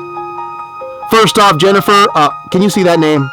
Okay, that says female Vitor Pitor Tikanen. That's because she thought Samantha was a Nigerian scammer. Even though the 12-hour epic was already released, she didn't hear her voice, and she had not seen that Samantha's voice had made it to my video projects. That's why we make video projects. You see that podcast? That's what she was listening to yesterday morning. I was on my way out the door. I was down the street on my way in the San Jose direction, but not going there. Can you see that it's called Firestarter? Yes. You can see it's called Firestarter. See how it's called Firestarter? Oh, does that say 74? That says 74. Okay, I'm not going to get into why that's significant. That's actually okay, whatever. That's from the olden days, we'll say. Yeah, that 74 would be an olden day type of thing, but bad. Actually anti-motivating. Firestarter is what she was listening to this morning. Now, based on before, ordinarily, if I was able to do so, what I would have done is I would have seen, I was on my way down towards the San Jose direction. I'm not going to say where I was just getting some business done, right? I could have continued all the way on to San Jose, went to the Shark Tank, bought some at the store for Jennifer, went back, taken pictures along the way. I could have, based on that, been antagonized to give Jennifer a little bit of what Samantha's getting, right? There were so many reasons I couldn't do that. I was not dressed for a long trip. I was not packed for a long trip. I didn't have my cell phone battery on me, the charger, which I now have, and it was already wearing away. I didn't have the cell phone battery. So many things. And also, I got too many projects on my table. I'm not even done with inspiration search yet. I can't put another search on there for Jennifer. So I told Jennifer, this would ordinarily motivate me, and yes, it does piss me off a little bit, even though it's not my title anymore. But God damn it, you got to time this better. If you want a video for you, like I would do for a non-temp, Jennifer's a temporary fire starter. If you want a video like Samantha, you got to get me when I can do it. Like, because this is not bad. This is not a good time. I said to Jennifer, dude, if only this was time better, I could do some for you. It's not the time right now. She's still got the belated Patrick Marlowe birthday stream on the table. That shit's on external hard drives. I had to move that off my hard drive because Samantha came and interrupted. She's still got a project coming for her. I just can't do it right now because I'm so overburdened with this whole Samantha and 4 companies screwing us thing. So yeah, I was pissed. I still, that's another reason we making this video, right? So I said let's figure some way to make something of this. And I said, you know what? Let me go back. I'm going to show you where the idea came from. Hold on. Jennifer said, I'm going to show you what she said a long time ago, which gave me this idea to do this right now. Asking for a sponsorship. Okay, where are we at? Where are we at? I'm trying to remember. Okay, this is going to take some time. I have to make sure I don't show the wrong thing, because she has some stuff in here you wouldn't want to show the public. Okay, okay, where are we at? Where's the bike riding? Okay, no, that's after. It was before the first Shark Game, right? Was it before the first Shark Game? Hold on. Yeah. Where is it? This is gonna take a while. The camera's probably gonna run out. I'm gonna have to go on another tape. Who cares? All right. Where are we at? Okay. Where's the Shark Game? Okay. It's before the Shark Game. First off, for record, this is why she's called Female Vitor Pitor in my phone. See that? So that was, I forget which video that was after. Oh, that was after the mentally incapacitated one. Yes, that was after that one, okay? So that's why, Jennifer, that's for life, by the way. No one calls the most inspiring source of my life a scammer, a Nigerian scammer, Samantha, who I work with and gets away with it cleanly. No, that's for life. Where's the thing where she said bike riding? God damn it. Okay, let me go. Hold on. Where's the bike riding? I'm giving her credit for the idea. Hold on. Here's bike riding. Bike riding. Dude, I'm gonna be pissed if my camera's shut off before I get to this, because you can't touch this. If you go too long touching this without touching the phone, it shuts off and it goes back to the beginning. Where are we at? Oh, you aren't tired from biking 30 miles. No, I gotta go back. That's before that. Ugh. Where's this? She suggested this, that I do this, what I'm doing right now. So I have to give her credit. Where are we at? Where are we at? Where are we at? Where are we at? God damn it, where are we at? She did it somewhere in here. I don't keep track of Jennifer texts.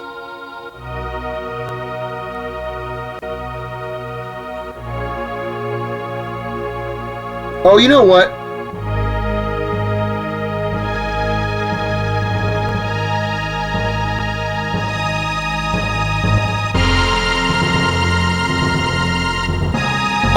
You know what? While the camera's gonna cut out anyways, let's get some sweet words so you know that people actually care about David. Since this could be maybe, depending on what happens to me, the last time you see me. Let's get. Okay, I left off showing some of.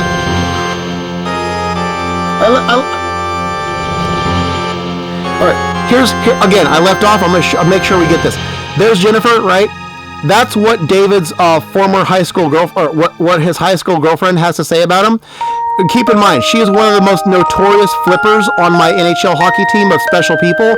One of the people who, along with Maria's friend Zio, as well as Savannah, have gone back and forth on whether they're cool with David and whatnot. You know, back and forth, back and forth, back and forth, back and forth. Oftentimes requesting for me to delete her out of my phone, but I didn't. And here's what we have. This is where we are today. That's how she feels about me today. Okay, just letting y'all see that. Okay, in case anything happens to me, yeah, David is a master redeemer because of stuff like this that he gets from people, right? Eventually, when you stick with them and you have faith in his plan, right? Right, hold on. I'm trying to get to where she suggested the sponsorship, because she takes credit for this, okay? Hold on, where is it? Oh, God. She's commenting on my dive. She saw me, but didn't know that was me. Where's the sponsorship suggestion? I'm gonna let you know. I'm gonna let you know that I don't. Here we go. Okay. Let's show how it comes. Right. Okay, there we go. Oh, here. Hey, this is another one. Hold on. Okay. Check this out. You know what? This is actually going to make the project if I can find the lady. On October 8th, right here. Was this October 8th? Yeah. 103. Hold on. 1:03 p.m. Can you see that clearly, or I have to go closer? 1:03 p.m. I saw a lady on First Street selling those decorative cups. I was going to get 3, one for Jennifer and her daughters, but I ran out. I didn't have a BOA nearby, and by the time I thought to come back, I was running out of money, and I had to save up money to help Samantha. So now I'm going to give her probably, if I see her again, all 3 extra wildfire CDs I have for free. I offered Jennifer to have one, and she's talking about they're cute and shit like that. Here's what Jennifer said, and this is very important to show. Hold on. Okay, here's what Jennifer says. You see what she says right here? See how she says that you should get one for yourself, right? Okay, that right there is what is a perfect example of how people don't understand the whole David doesn't care about David, but he cares about everyone but himself. If you try to ask David to get something for himself, he's going to be like, what the fuck do you mean? I never get anything for myself, okay? Unless it's practical, right? Like, example. This was practical, right? This was, practical, and they're writing my songs and everything like that. The cap works. I already have my bottle, right? My drinking device. But again, they always come at me like that, and I say, no, you know what? I'm going to think about you guys first, and if I get something for myself, it's either going to be for a video project or to facilitate doing something for other people. The stuff we have a story on this, on what I've eventually said if I could get some for myself, I would get. It's very hard. Okay, here it is. Hold on.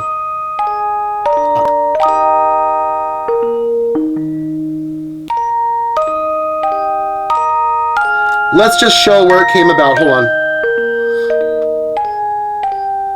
Yeah, let's show the whole thing. Here's how it came. So here's where the suggestion got in my mind, right? It's not just because of the fire starter thing. Can you see that whole thing, or is it hard to read the green? Let's just show it a little bit at a time so we can get it for sure, right? So she didn't know I was going for a Sharks game, right? I was talking about, yeah, there's my goal. See at the bottom, wait, see at the bottom right there? Yeah. So, bottom line, hold on. I'm going to give her credit.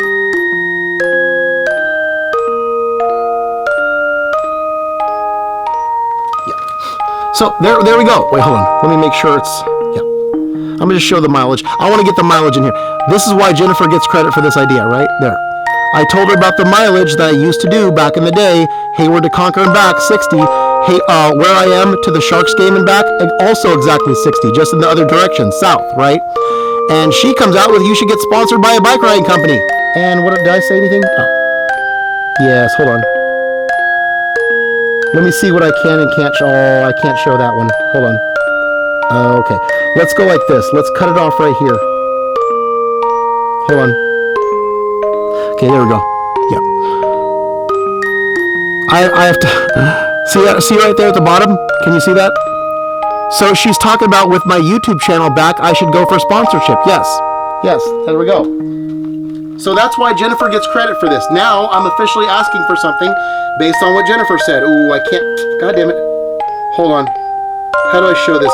Let's see if I can do this creatively. Hold on. I have to cut off the bottom. Hold on. Okay, don't cut the bottom. Wait. Yes. Okay. If I get too much, I'll just cut it. Okay. There you go. Right there. That's there you go. Right there. Can I do this even closer without getting too much? Yes, right there. Okay, so that's actually a good idea. Let me explain the history of that idea. Every time, she's not the first one to be amazed by my 60 milers. Why is the camera off a little bit? Oh. Jennifer is not the first person to be amazed by my 60 milers. That's enough, Jennifer. Okay. When I had, I think it was in like 2012-ish. Yeah, 2012. One of my relatives came over, Ryan, right? Senior. And he came over and we made chit chat. And I mentioned how I bike rided to Hayward to Concord and back 60. I think I just came in from a bike trip. Yes, I just came in the door. He came to visit my family, and he was talking about how, he said, where you been? I said, I went bike riding Hayward to Concord and back 60 miles. He said, Concord? You mean the city? I said, yeah, Concord the city. He couldn't believe I did that. So everyone's always amazed by that, but like you have to keep in mind, back in those FS1 days in 2012, when I was on my 205 to 153 weight loss binge, right? I did that over 150 times lifetime, right? And that was on a mountain bike, Hayward to Concord over Crow Canyon Road and back. That was hard. Yet I still did that on a consistent basis, and I wasn't sponsored by anybody. Okay? In 2000, wait, do I want to skip ahead? Yes.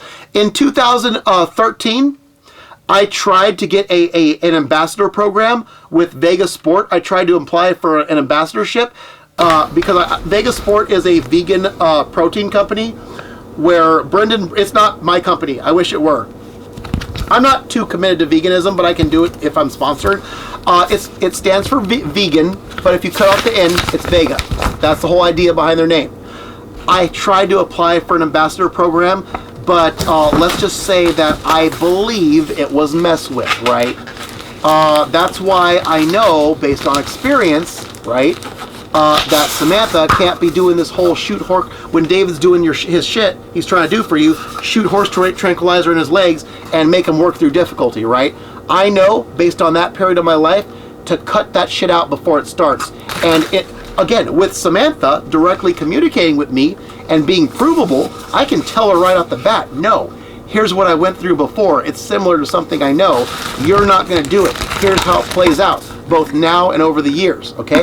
I'm able to throw down and say, no, let's stop you before it starts. And if I have to shut you out to do my thing and then come back later, I'm going to do that. Don't be offended if you're blocked, right?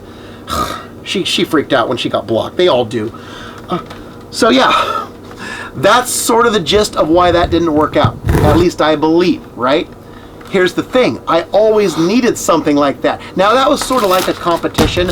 Lots of people apply, like actual pro athletes, so I probably wasn't going to get that.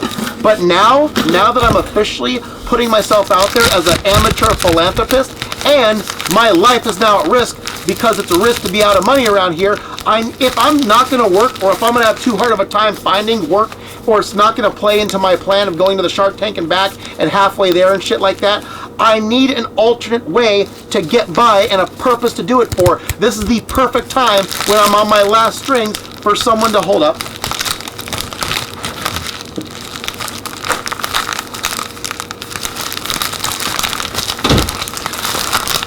This is, no, it was there, I just had to check.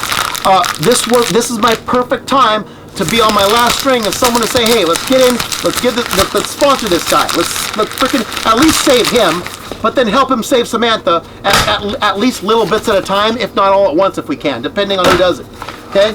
So, that's why we're doing this. Now, keep in mind, that's not it. It's not just the fact that people are impressed by this. We actually have some records I want to talk about very briefly. We have some records that I made back in the, let's just call them what they are, the FS1 days, okay?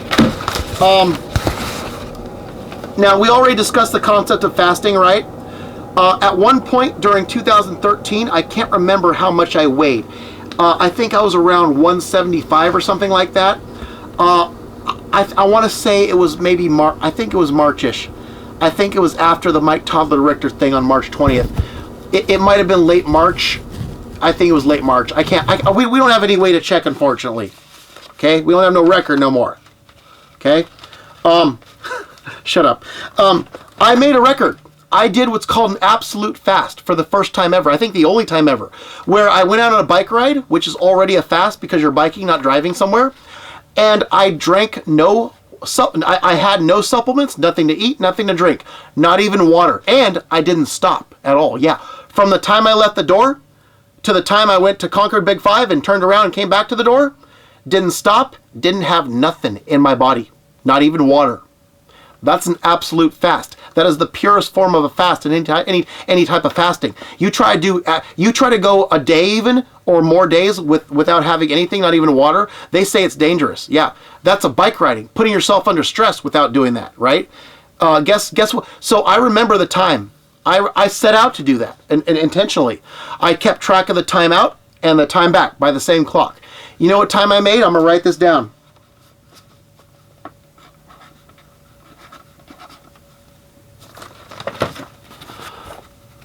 Can you see that?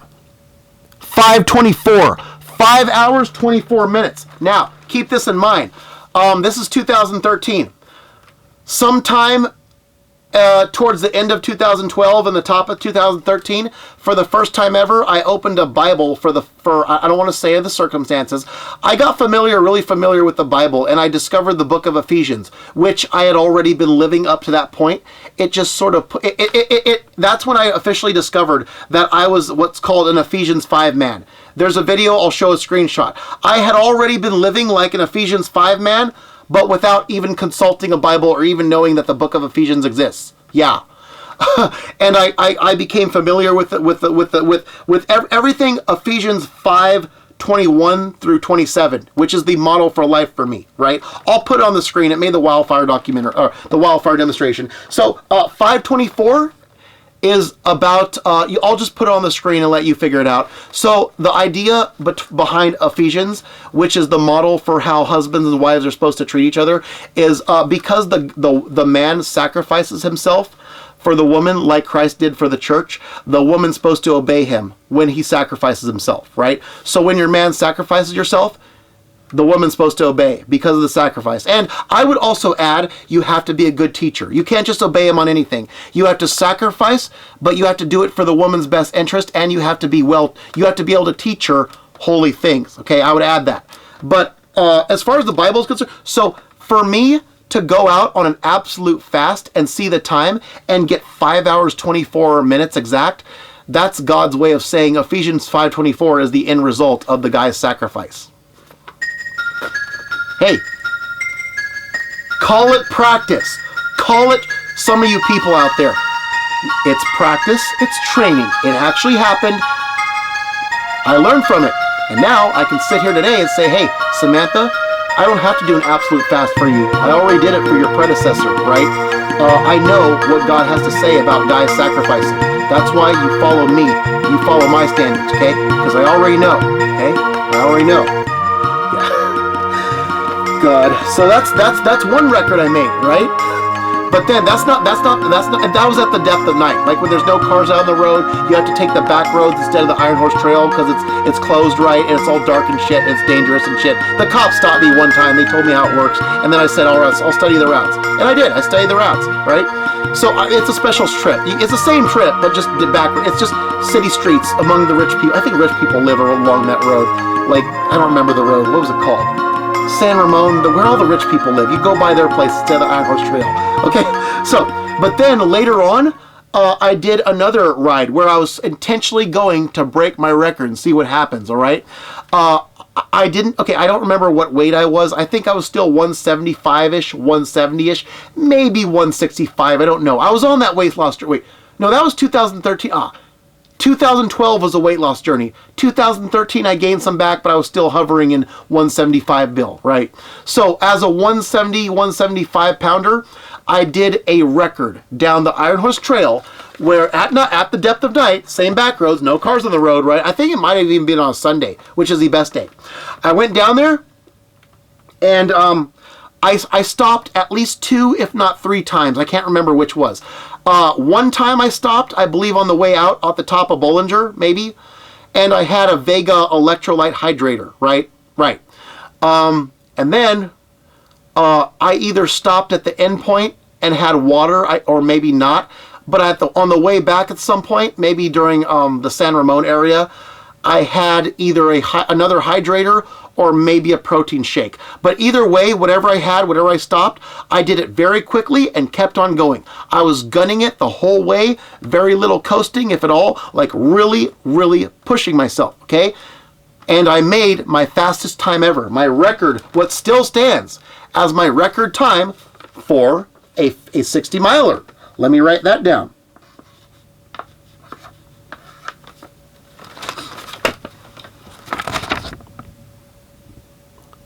5 hours, 6 minutes. 5 hours, 6 minutes. That's my current record.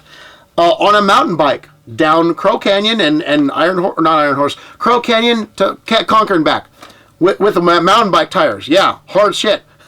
That's also an Ephesian verse. I'll put it on the screen. It means mean what you say, no empty words, right? So I don't remember what I was going through at that point. That's like non-wife related, right? So something was going on. I just can't remember what it was. That spoke to me at the time. 5:06 is my record. That's Ephesians verse, means no empty words. Mean what you say and only say what you mean. Right, right. So those are records, okay? But here's where it gets interesting. I just had an idea, okay? I'm going to get into my specific idea of what I would... Here's what the goal is with sponsorship, okay? Hold on, let me think. I got to think and drink. Hold on. So I have some other records, 2 others I want to talk about. Okay, so at some point, 2013, June 4th, 2013. I'm not going to discuss why, but I decided, for whatever reason, to try to do three trips down to Concord and back, 60 miles apiece. That is, what's 60 times 3? 180 miles in a 24-hour period on June 4th, 2013. Now, I actually took breaks, sizable breaks, when I came back home both times. So the last trip carried over into the next day, past 24 hours, right? So I went out. Okay, so I went out and back, and then out and back again, and then out in 24 hours. And somewhere on the way back at the third trip, it passed over the 24-hour mark. So it was actually a little over 24 hours. But the goal, at least starting them, was to do 3 trips in 24 hours. I did that on June 4th, 2013, right? Not going to say why, but let's just put it this way. How do I put this? We'll say that it was an illusionary antagonist, right? An illusionary antagonist. In other words, you make up the idea of an antagonist and you're driven by that. So it was FS2. It was just a sort of made up FS2. And that's by anybody's logic, whether my logic or the system's. It don't matter. It's illusionary either way. I don't want to get into technicalities because then we're talking too much about shit. But yeah, it was... So I tricked myself. Well, I didn't trick myself. No, I did. Oh, yeah, I'll admit that. Oh, that stands up. That stands up to reason. I sort of tricked myself into being antagonist driven. And it was enough to do that somehow. It was.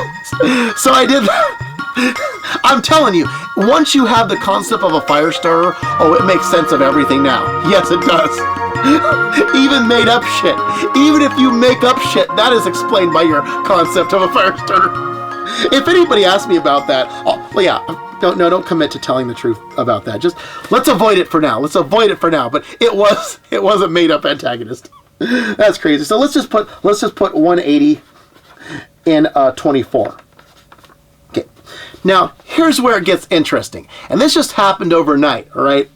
I thought to myself, should I show the text? Let's just show the text. Let's just show proof wherever we can to verify that this isn't made up out of thin air. All right.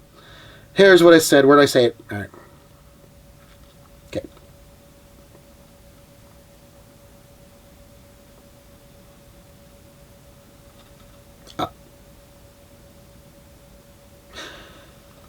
Okay. Here's what I said to Jennifer last. Okay, this is where we left off, all right? I was telling her... Wait, what did I tell her? I told her about the concept of how what she did earlier under ordinary circumstances, like if I was motivated by a fire starter and it was practical to do so, I would have went all the way to San Jose for her, right? That was good enough to do that. But I said, you know what? Do me a favor. I'm going to read what I show you. I said this. I said, hold up. Can you read the green shit? Okay. I said, do me a favor. If I can't see it very well. I'll paraphrase. If you come across something that is my current movie title featuring Samantha, right? Of Iniciador del Fuego, do me a favor. Hold it back until I can afford to do something based on it. Like, because that's going to really set me off. That would be even more than seeing somebody steal my title of Firestarter. Yeah, that's don't steal that title. No one fucking steal that title. And I told Jennifer, if you find someone who stole that title, you hold it back till I can do something, till I'm free and clear. All right? Because yeah, I said to Jennifer, I bet you drop someone stole Iniciador del Fuego. Oh, I would go past San Jose. I'd go all the way to fucking LA on bike. Yeah, that's how much that would motivate me. And then I thought about something. I remembered something out of the blue. I remembered something. Hey, didn't I want to do this before? Yes, I did. I remembered all of a sudden because of that thing that Jennifer, back in the day, I want to say 2013. As a part of the Vegas Sport Ambassador thing that I tried to apply for, I came up with an idea of what if I could actually bike ride all the way to LA, right? And I looked up the mileage. I don't know. I didn't prepare for this. I looked up the mileage. Okay, first off, let's get this out of the way. I thought, where was I going to go? It was either LA Kings or was it Ducks? I can't remember. Oh, no, I remember. It was Anaheim, but it wasn't for a hockey game. It was another sport, right? We called it the Anaheim bike trip. Yeah, it was known as the Anaheim trip, right? And it was I got it. It was, I'm not going to say what the objective would have been. Let's just say that I would have done the same thing as I was attempting in 2011, but I would have shouted out Vegas Sport rather than anybody. Yes, it would have been the same thing. Yeah, it would have been bike ride to LA. Get there on your spend a night in a hotel, get your legs covered, and then get ready to catch the projectile that the athletes play with. But this time, shout out, that's for Vegas Sport. That's for Vegas Sport. Yeah. So here's the thing. I entertained that idea, right, at the Angels game. Right. I'm not going to say who they were playing. You could figure. No, don't encourage. Yeah. At an Anaheim Angels game in Anaheim. Right. I could look up a certain schedule and figure out when the timetable was, but no, let's not do that. Okay, so I think I introduced that to Vegas Sport. I can't remember if I told them or I just came up with it in private. I can't remember. But here's the thing. So if I did it, if I figured out, I didn't actually plan this. I did not plan this at all. I just sort of took my already trips up and down the Concord trip, and I figured out first how many trips, the mileage, how many trips down the Concord and back is that in terms of Concord trips, right? I think it was it was either 8.5 or 8 1/3 or 8 2/3. It was like eight 60 milers and like a half or a third or something, right? Between 8 and 9, right? So I said, okay, how many trips to the Concord and back can I do days in a row? Like if I just do one every 24 hours, what's the most I can do before my legs turn to stone? So I tried this. I don't know when I tried this because I don't have records of it anymore. I tried this. I think I did either 3.5 days. If I say a half, it means I went down the Concord Big 5 and took Bart back. That's a half. That's 30 miles, right? The full is 60. It's either 3.5 or 4.5. I'm going to go pessimistic and said I did 3.5, which means 3 days straight, I did 160 miler, Hayward to Concord back. The fourth day, I went to Concord, but then I barred back because I couldn't do it. Couldn't go back. My legs were stoned, right? That's hitting the wall in bike riding. So I did. So okay, let's calculate that shit. Hold on. 3 times 60 plus 30 equals 210 miles. Okay, I did 210 miles in a time span of 4 days back then. Okay, so that was being powered by. This is so annoying.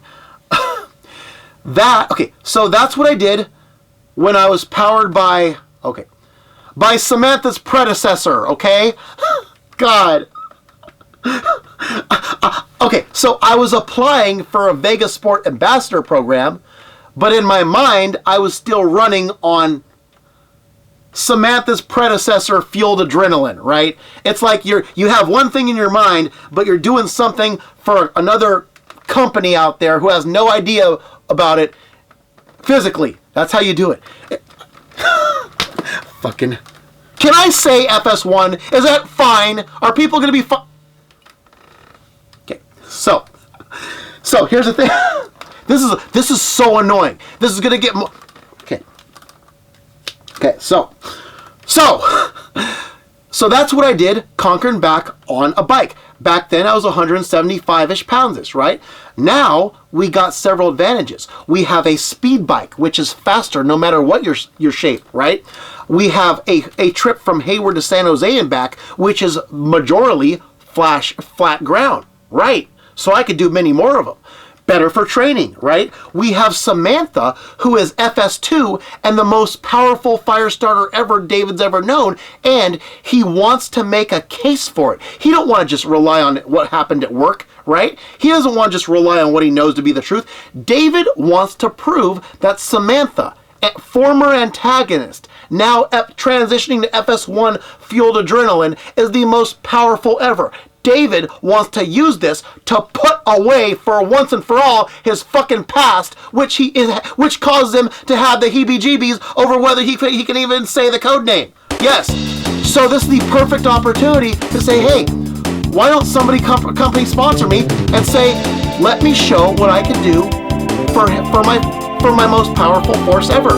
More powerful than Maria, more powerful than, and show that Samantha actually is this powerful, right? And show what it's really about for her. And get some money to both help her and help me and get her back on board with what she agreed to, thinking that I could go down to 20-year-old standards. But no, you come up to my standards. Come up here. Don't ever get me to go down there. Won't happen. You come up. I don't go down, you come up. It's one way. This way. Not this way, this way. So company, if you're sponsoring us, sponsor us. Let me show how powerful Samantha is. Let me show you what she can. Let me get in shape, lose weight every day for real, right? And then eventually we make that LA trip. We don't even have to go to Anaheim. We'll go to like LA Kings game. Or wait, okay. We will find some rationale for the target location. It's either going to be a Dodgers game, Angels game, or a Kings game, or a Ducks game. Any of those will satisfy me. We will figure out the target and the reasoning for that. We'll find something logical that relates to Samantha, right? One of those four, right? That's what we'll do. Wait, who has family in Anaheim? Is it Maria? I think Maria has family in Anaheim. Okay, whatever. Maybe like Dodgers. Okay, probably Dodgers or Kings. Probably Dodgers or Kings. I think I might go Dodgers or Kings. One of them two. Well, yeah, that's great. So yeah, something like that. We'll do that if I get sponsored for Samantha. How about that? So that's what I'm thinking. So we got that record. Let's write that down. I'm gonna go 3. It could have been 4.5, but 3.5 days straight. Okay. So you have 4 records of stuff I did with an inferior source of motivation, which Samantha is now better than. 5:24 on an absolute fast, down Hayward to Concord on a mountain bike. 5 hours, 24 minutes. 5:06, Hayward to Concord. Not an absolute fast, but fastest time ever on a mountain bike. You have 180 miles in a 24-hour period, the last way back carrying over, but yeah, that happened. You have 3.5 days straight, maybe 4.5, I could be remembering wrong, of, what does it say? Days straight of going down the Hayward to Concord and back on a mountain bike. All of this, if Samantha really is as powerful as I've made the case for her being, right?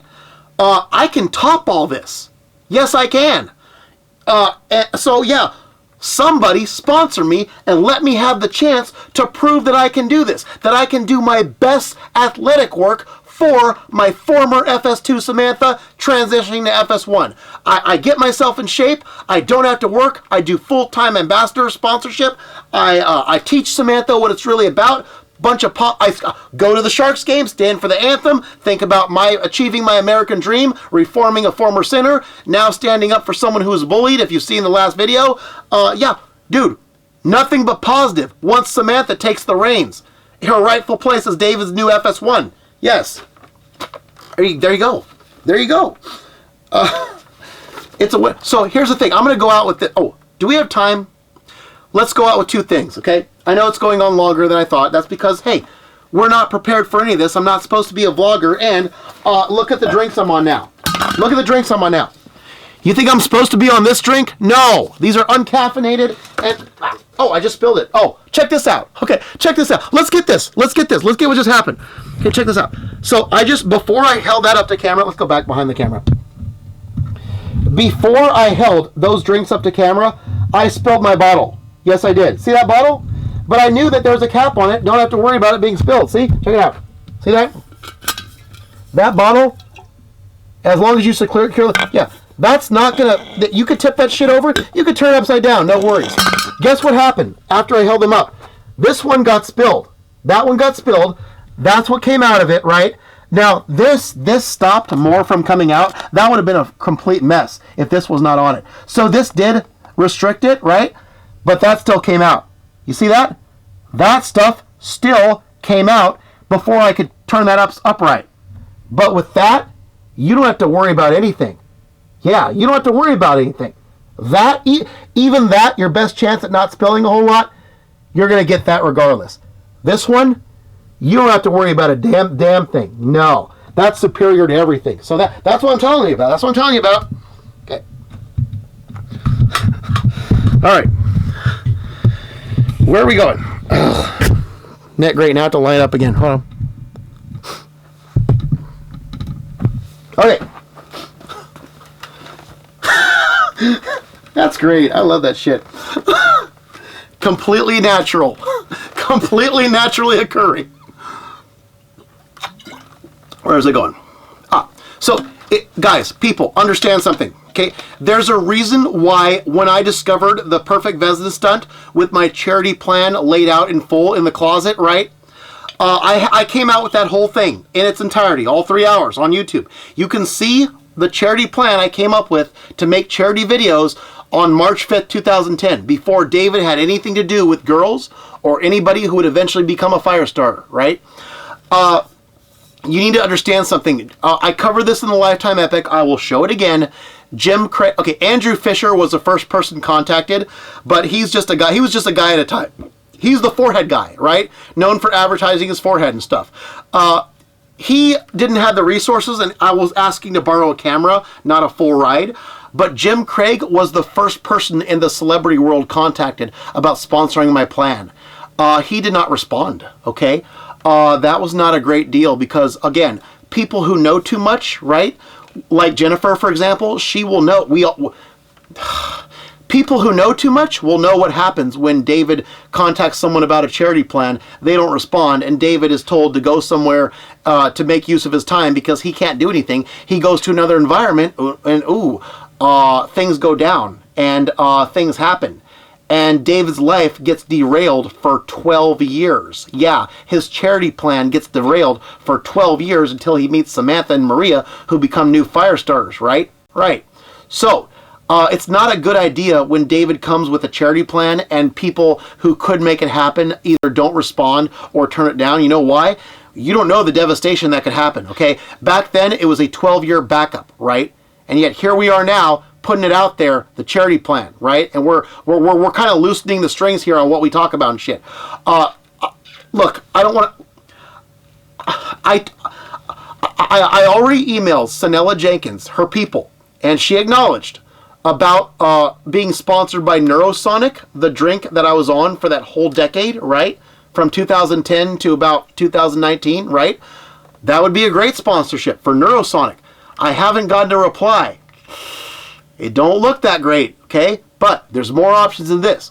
The Vive 100, right, that I was going to have on the way to Cisco. That was Cisco, yes. I was going to have that every day on my way to Cisco, now that we can mention him, right? That was going to be Samantha's drink, because that job was going to be used to get me money.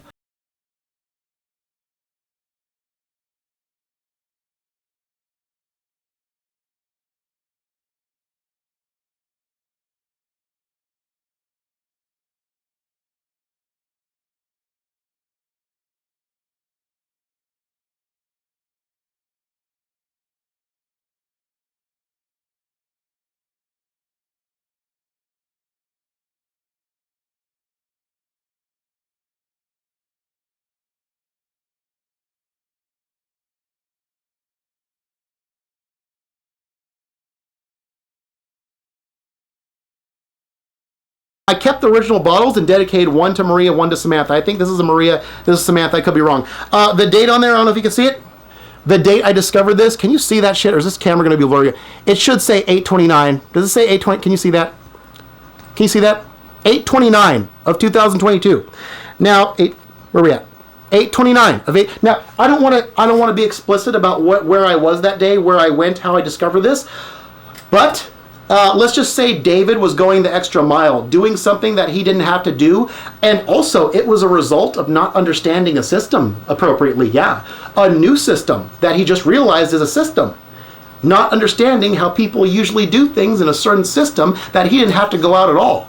Most people will just say, no, wait by the phone. I'll wait for exactly what happened with that phone just now to happen, and then I'll go out. David didn't wait. He cared about what he wanted that day.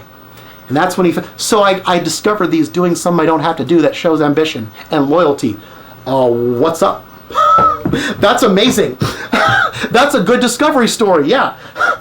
Other people would have waited for that phone to do what it just did a while ago. But not a spam call. So yeah, that is very classic. If I come across Neurosonic and it's reasonably priced, or, you know, let's say I get sponsored and stuff, sure, I'll still drink that, right? Right? It's sort of like a little sentimental thing. But I would love to make those. Here's why we doing this. Here's why we doing this today. Also, I bought a new bike. I'll probably show a picture of the bike. I bought a new bike because I need to commute. I need a speed bike. I had to retire the old one. I don't know what date it was or exactly what year. I believe I bought it in college around 2002, I want to say. Maybe probably 2002 is when I bought my old, Trek bike. That bike saw me through all these years up until 8/7 of 2022. August 7th, not August 7th, September 7th, yesterday. Today's 9/08, yesterday was 9/7, yes. Yesterday I bought a new bike, retired the old bike. That bike is now a speed bike. That one is going to, that one is going to be my main bike. So any new romance novels that I do for women in my life, if they involve biking, what I did when I found those drinks, that's going to be the new bike that sees me through the new real life romance novel, like let's say Samantha. Wait, we're not done. When I bought that bike and I came back, I stopped by a store I don't usually stop at. When I got in the door, let's show you on camera what was right there blamoing me in the door that I did not see a week before or so when I first stopped there. Keep in mind, Samantha's name in the hockey game and on my team is Anisador del Fuego. You see Fuego on the ice everywhere she goes. Show what I saw. You see that? That was right after buying my new bike, that if I use it for romantic purposes will see me. Yeah.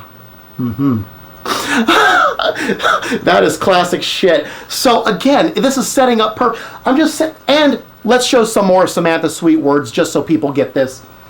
Yeah. I'm probably showing marriage related stuff. Yeah. I'm probably showing, yeah. So we get that, right? Now, get this. Here's what got me to pull the trigger on this video today as opposed to on my birthday or any other day. I got my hats, my new work. Oh, by the way, this is one of my new work shirts, right? it's because I was a teacher to Maria on the old job, so I got the military teacher instructor thing. But guess what? We got my new hats for the new job. Check this out.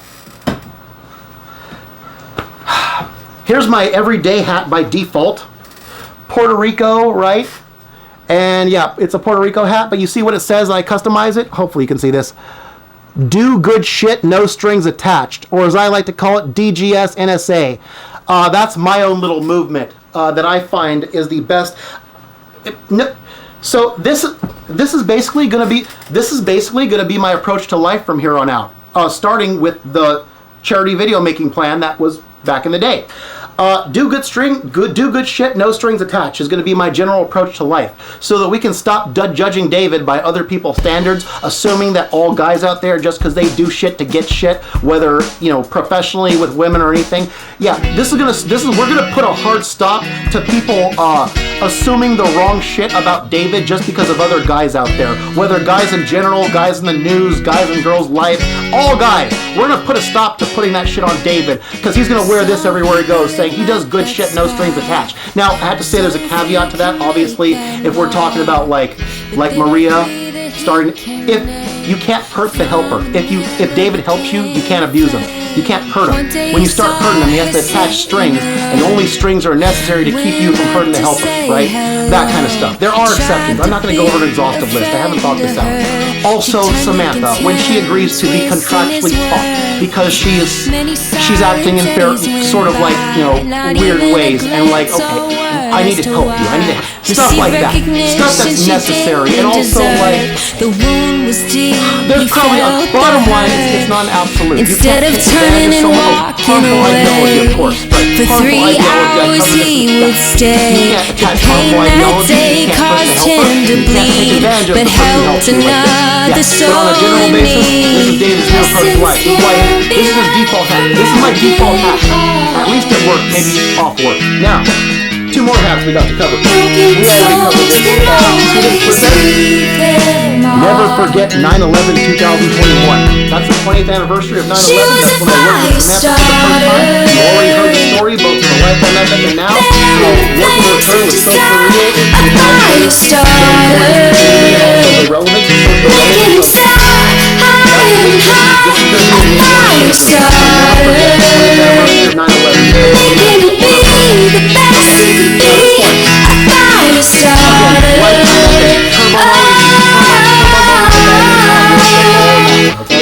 If I ever expect to be in turbo mode for any reason, like it would be great if Samantha was working with me, even Maria, or anybody who's even a temporary fire starter, as hard as that is. Anytime I expect for any reason to be in turbo mode, and it does happen without a girl involved. We found out the secret on the job. I still don't want to cover it here because it's a big thing. It's a big thing. We're going to be here for much longer if I do. There is a secret on how to trigger David's turbo mode without a woman or fire starter involved. It's hard to do. It's very rare. You can do it. So if someone does it, this hat will be on me at all times. This is to tribute Samantha coming back to me when we didn't know if she would ever come back to me. May 22nd at 9:12 a.m. is when she no more beating down this poor soul. That's how close 2 people can feel. Maybe after all, Disney magic is real. Lessons can be learned from broken hearts. I get to redefine need day at 9:12. Need day, need time. Anytime someone really needs me, especially a girl in trouble. Anytime some girl needs me, I make a 9:12 reference. That's need day, need time, need whatever. Thank you, Samantha, for your text being 9. And also May 22nd, dude. Not necessary, but I'll take that Ephesians 5:22 reference. Why not? How about that? Oh my God. Okay, so those are the 3. So those hats arrived today. I said, you know what? Why should I wait till my 40th birthday? It's just a goddamn number. Let's do it today, September 8th, my big day. The hats arrived, the bike was bought, the freaking Fuego is in the store, everything's lining up, let's freaking do it. So yeah, did I cover everything? Oh, all right, we have to get this before we start. So here's what's gonna happen. I'm gonna do a handheld camera now. Should we cover things? Hold on, let's cover something. In case you're wondering what this is. See it? I gotta get it readable. There you go. That's my award. How about that? Also, See that shirt in the corner? The MKH, right? That's for Kaylin. That's the shirt for Kaylin. That's Kaylin, because she delayed me, allowed me to find out about the Queen of England.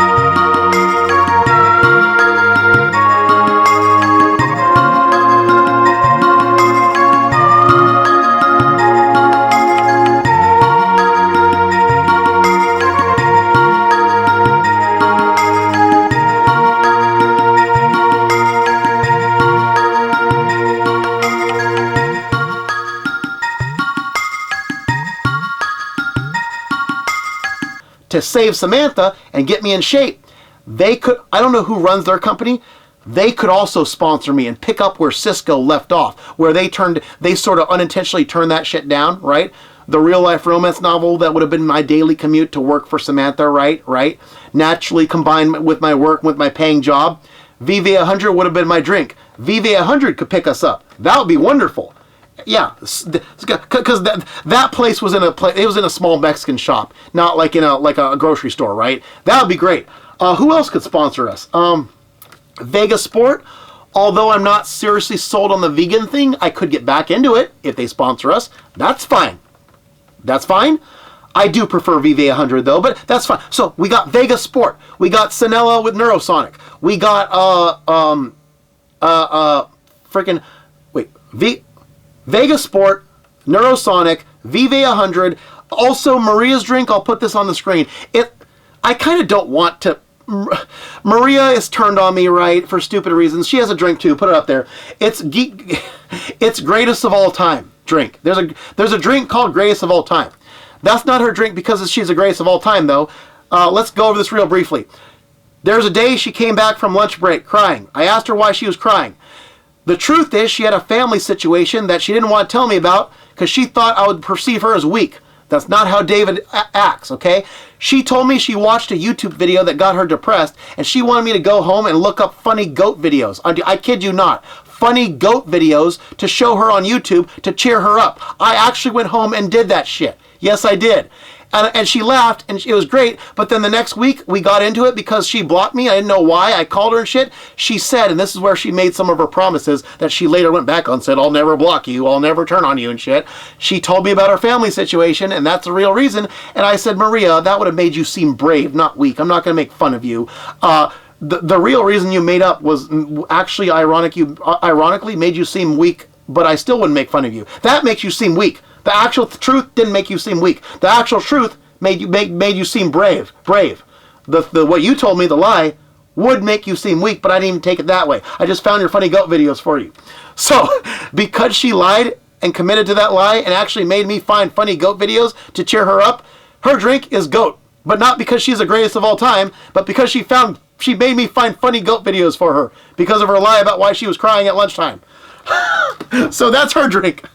If they sponsor us, yes, I'll take it, but it's gonna be like, dude. Oh my god. So we got a lot of options, guys. People, if David comes out, if you're seeing this video and you're seeing that David needs a sponsor, and you know the situation he's in, and you know that historically it's been bad for sponsors to either turn him down or not respond, please don't let history repeat itself, okay? Because back when it was Jim Craig, it was a 12-year backup dealing with our first fire starter, right? Now, David might not be around anymore, depending if those people find out that he's out of money. Yeah, David might actually lose his life over this. If they find out he's out of money and they don't understand that David has to do what he's doing right now, both because he has to help Samantha and also teach people and deal with what these 4 companies did, dude. Your refusal or non-response could actually cost David his life, okay? You could inspire people greatly, or you could, yeah. So, understand something. It's not a good idea when David comes with he needs this, okay?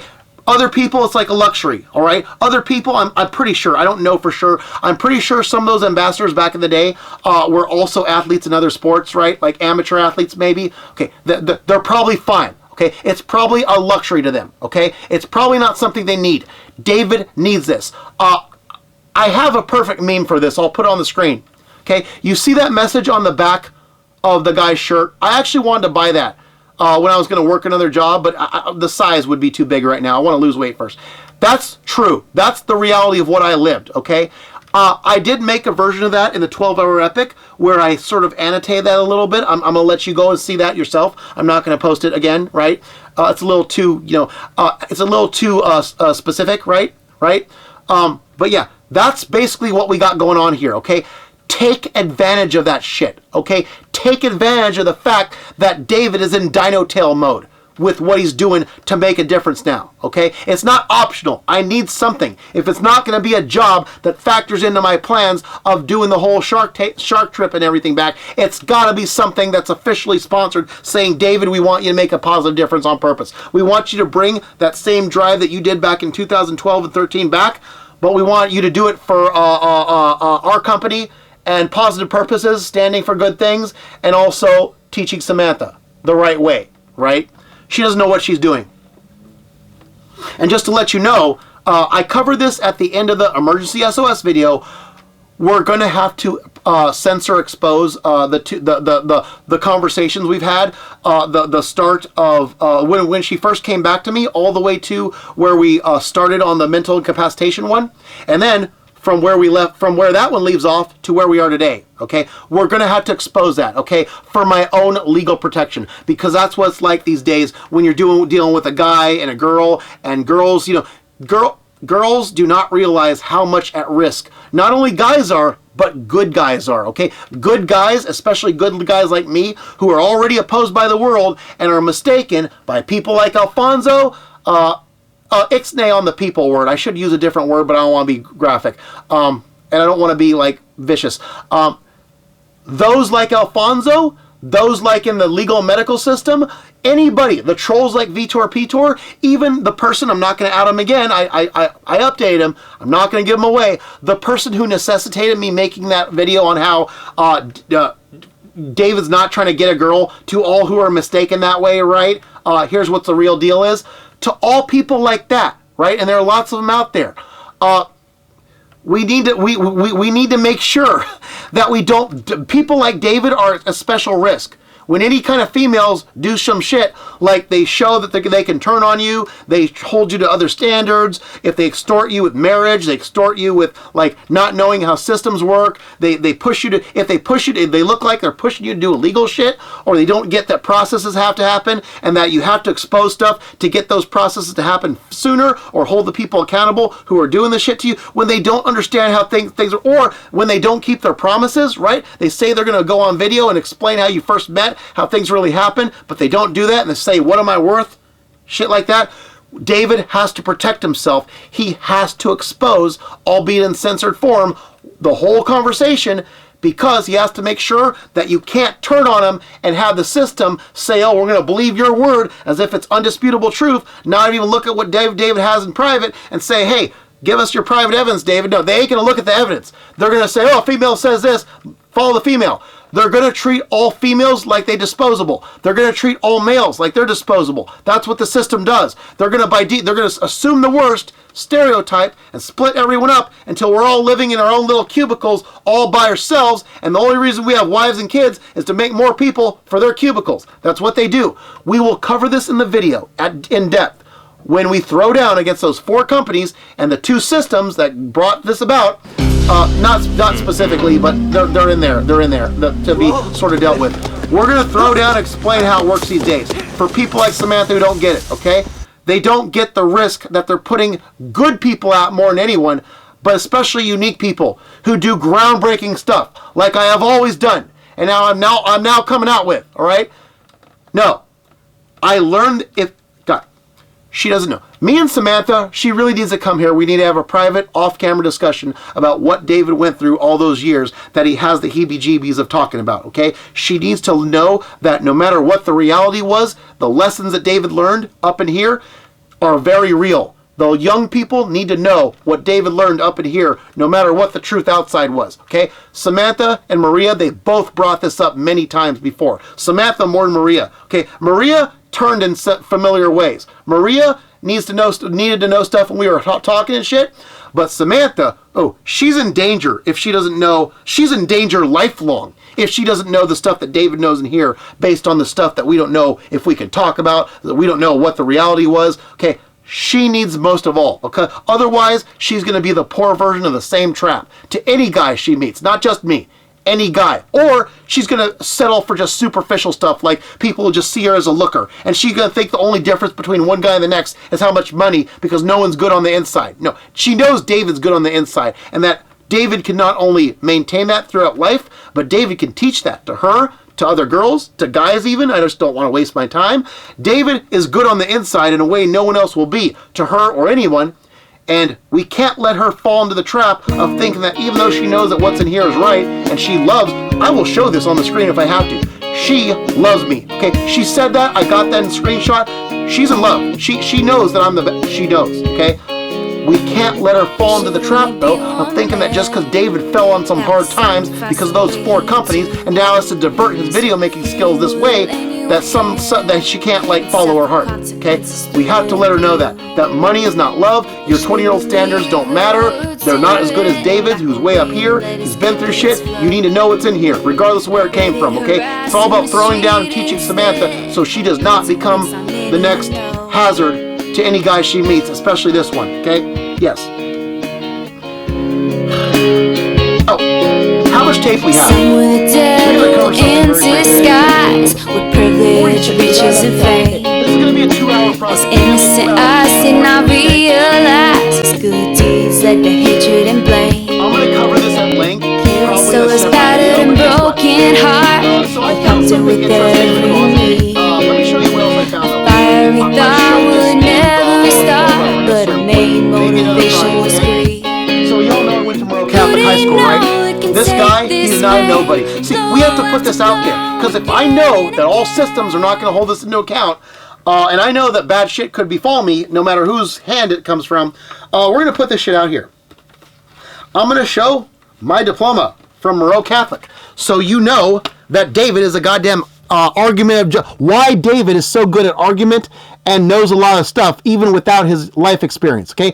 This is in 2000. 2000, I graduated Monroe Catholic. See that shit? Okay, so David's a real deal. Okay, David is the real deal. This is the guy that, through some misfortune, ended up in package handling places with a bunch of people who probably didn't go to these kind of high schools. Yeah, imagine that. David somehow ends up with people when Maria's friend Zio found out I went to Monroe Catholic, she was stunned. She was like, I can't remember her reaction. She was like, "What? You went to that place? And you're here?" Zio couldn't believe that shit. It's funny. Oh, also, I found this in the closet. Yeah, it's amazing what you find when you go through your closet. Hold on, make sure there's no... Okay, yeah. I don't know what the grounds for this was on how they decided. That's the President's Education Award. I don't know how I got that. I was cum laude, but I got that, whatever. That was when, let's show. Let's get this up close. So let's show you how far David goes back. That's President Bill Clinton. Yes, that's President Bill Clinton. So do we understand now? Let's make this very clear. So you just saw my diploma from Monroe Catholic. You just saw that Clinton was a president when I was in that high school. Do we understand how this is for real? People, wait, where are we at? Do we understand? This is the only camera I got. Do we understand that this is for real? Yes. Old, check. Educated, yes. The and one. Also true. I am one, and it's the educated one. Whatever. Hey, Clinton was president. Didn't he do this thing where he defined words like is or something like that? Yeah. When the Lewinsky scandal happened, he said define the word is or some shit like that. We'll just carry on the tradition of defining the and one. That's for real, though. This is not a joke. People who work with David, stop underestimating this, okay? If you see this on me, that's behind it.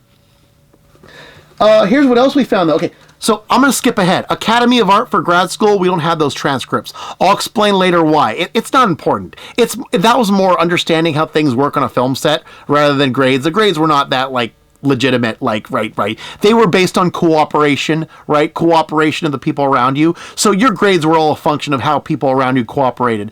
And the writing courses, of course, all A's, okay? So, because that didn't involve it. So, yeah, we're not going to go over, but the period of my life where I developed the most as a person, right? Everything that you see coming out of here and all the talents and stuff, this came from this place. Let's show this one. This, we get it back up. Okay, I don't know if you can see the details if I back up all the way. That's UC Davis. That's 4-year UC Davis. Let's get it close so you can see. There you go. There you go.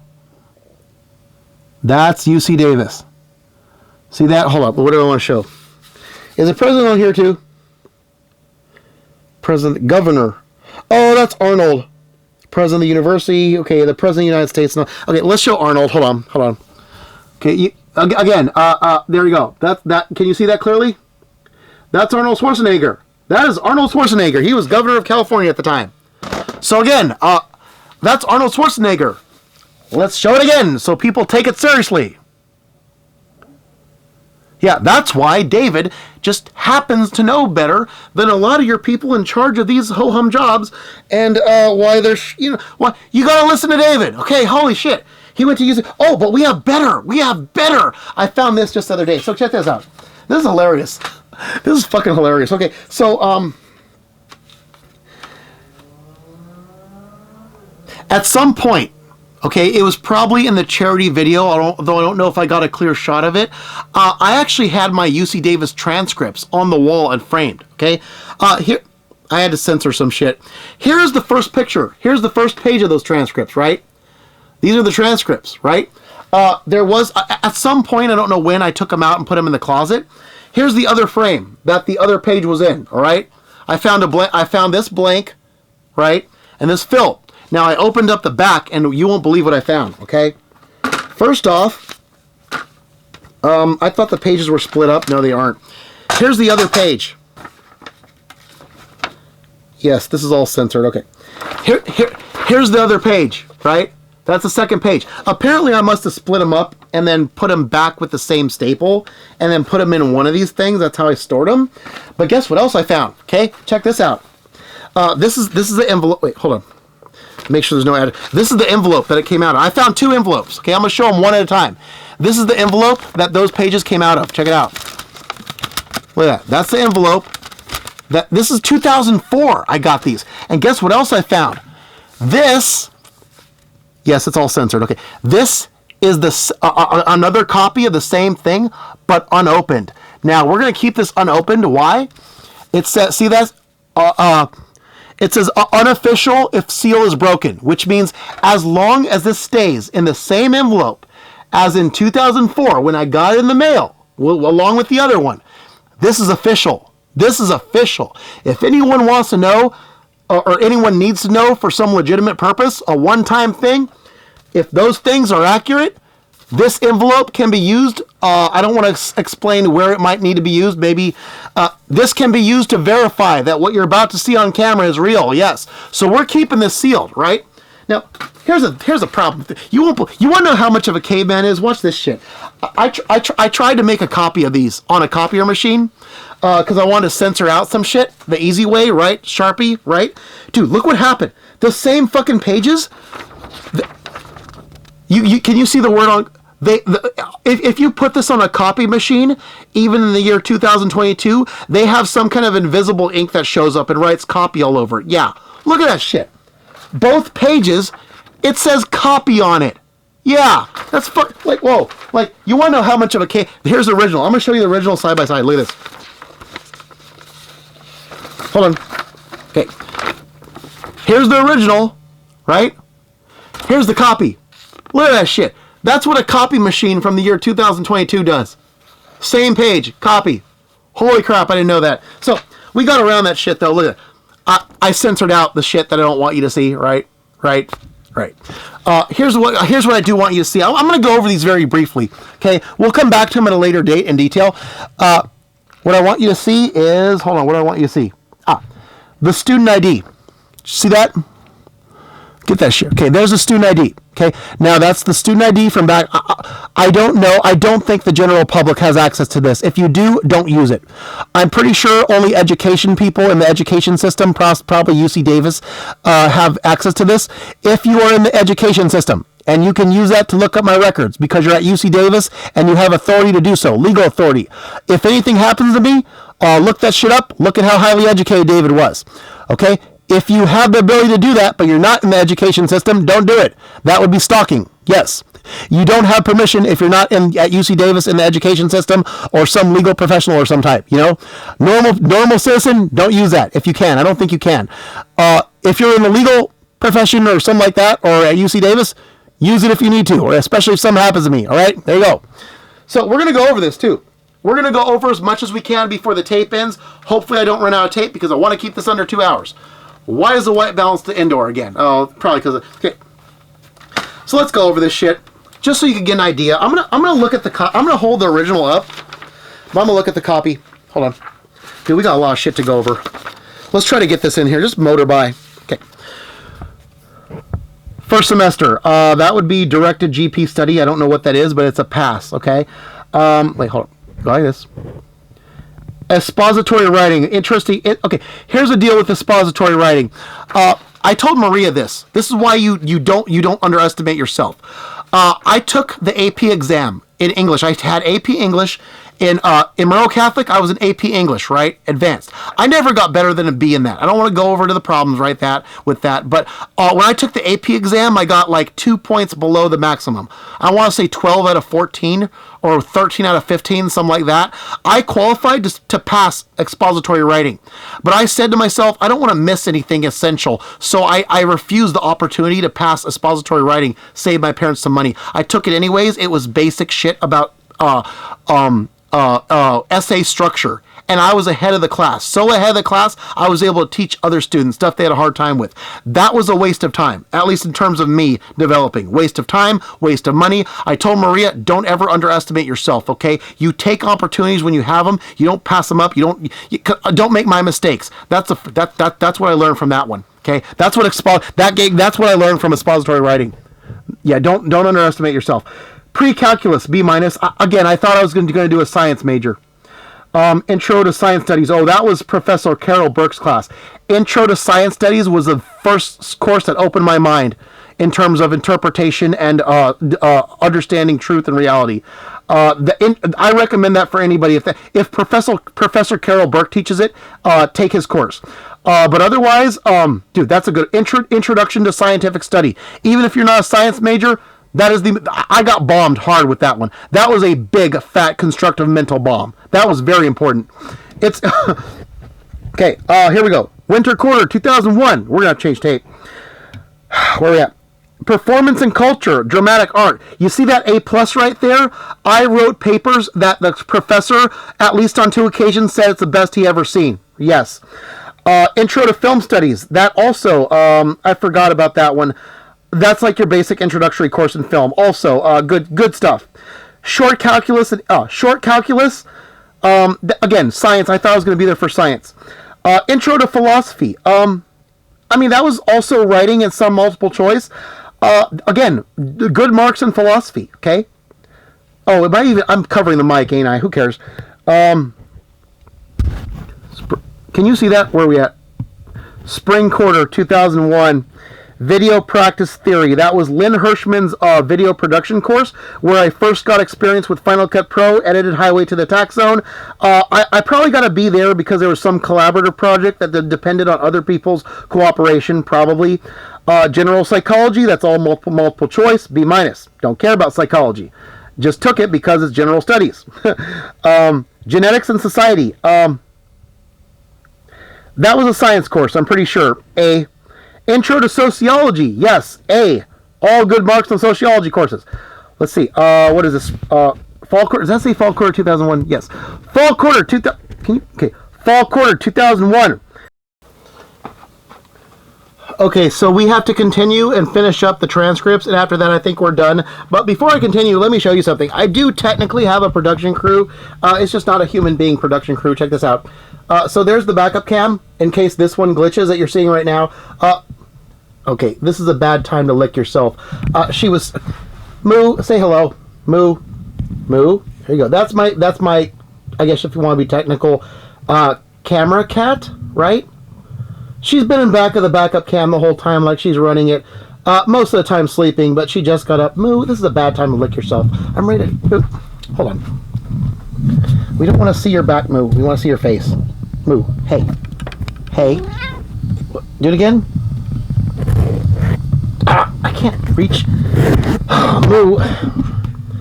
Very, very bad time to decide to lick yourself. We are shooting and live, and we're not cutting this for shit. Moo. Moo. Moo. Hey. Hey. Lick yourself before we press record, not serious? Alright, fine. She can be attentive when she's not on cam. And then the other one, who's been just sort of in the background, sleeping, but then up, that's Danny. Danny, say hello. Danny? Let's see if we can get some out of him. Hold on. Dan? Dan? Hi, Dan. Dan? Okay, he's just going to stay there. Okay.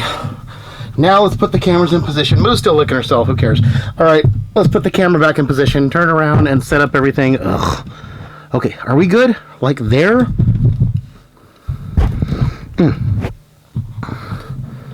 This is what I go through that you're not seeing because I usually have it set up and it stays that way. Let's see what we got here. All right. Oh, we're good. Okay, that. Okay. Oh, that's right. We were looking at transcripts, right? Okay, yeah, let's finish this shit. Okay, I'm not even supposed to be on cam. I'm supposed to... All right, okay. Okay, this is copy. Oh, this makes it for reference. Okay, so let's back out. Back out? Okay. Where were we? Video practice theory. Let's go spring quarter 2001. We're going to make this public so people know that it's the real deal here with David. All right, spring... Where is it? Let's just go... Okay, hold on. Let's go in so we could just see what we're supposed to see. How about that? Okay. Whoop. There we go. Spring quarter 2001. What we got here? Video practice theory. Like I said, anything that involves collaboration with other people on film projects, you're going to get B's. You ain't going to get A's unless everyone just happens to work with you perfectly and everyone's on time and everything. Yeah, that's how it works. Again, psychology, don't really care about that. It was a GE, but there you go. Genetics and society. That's a science course. I got an A on that. Maybe that was also a writing. Let's look at 3-uniter. I don't know what's up with that. And then intro to sociology, of course. A. Fall quarter. Where we at? Fall quarter 2001.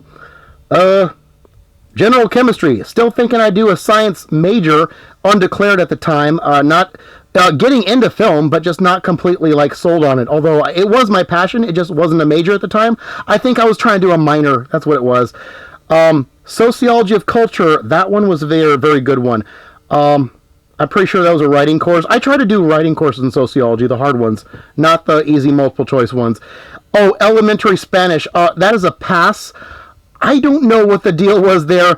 I do remember a story. Let me tell you that story. So again, this is another lesson in don't underestimate yourself. That was...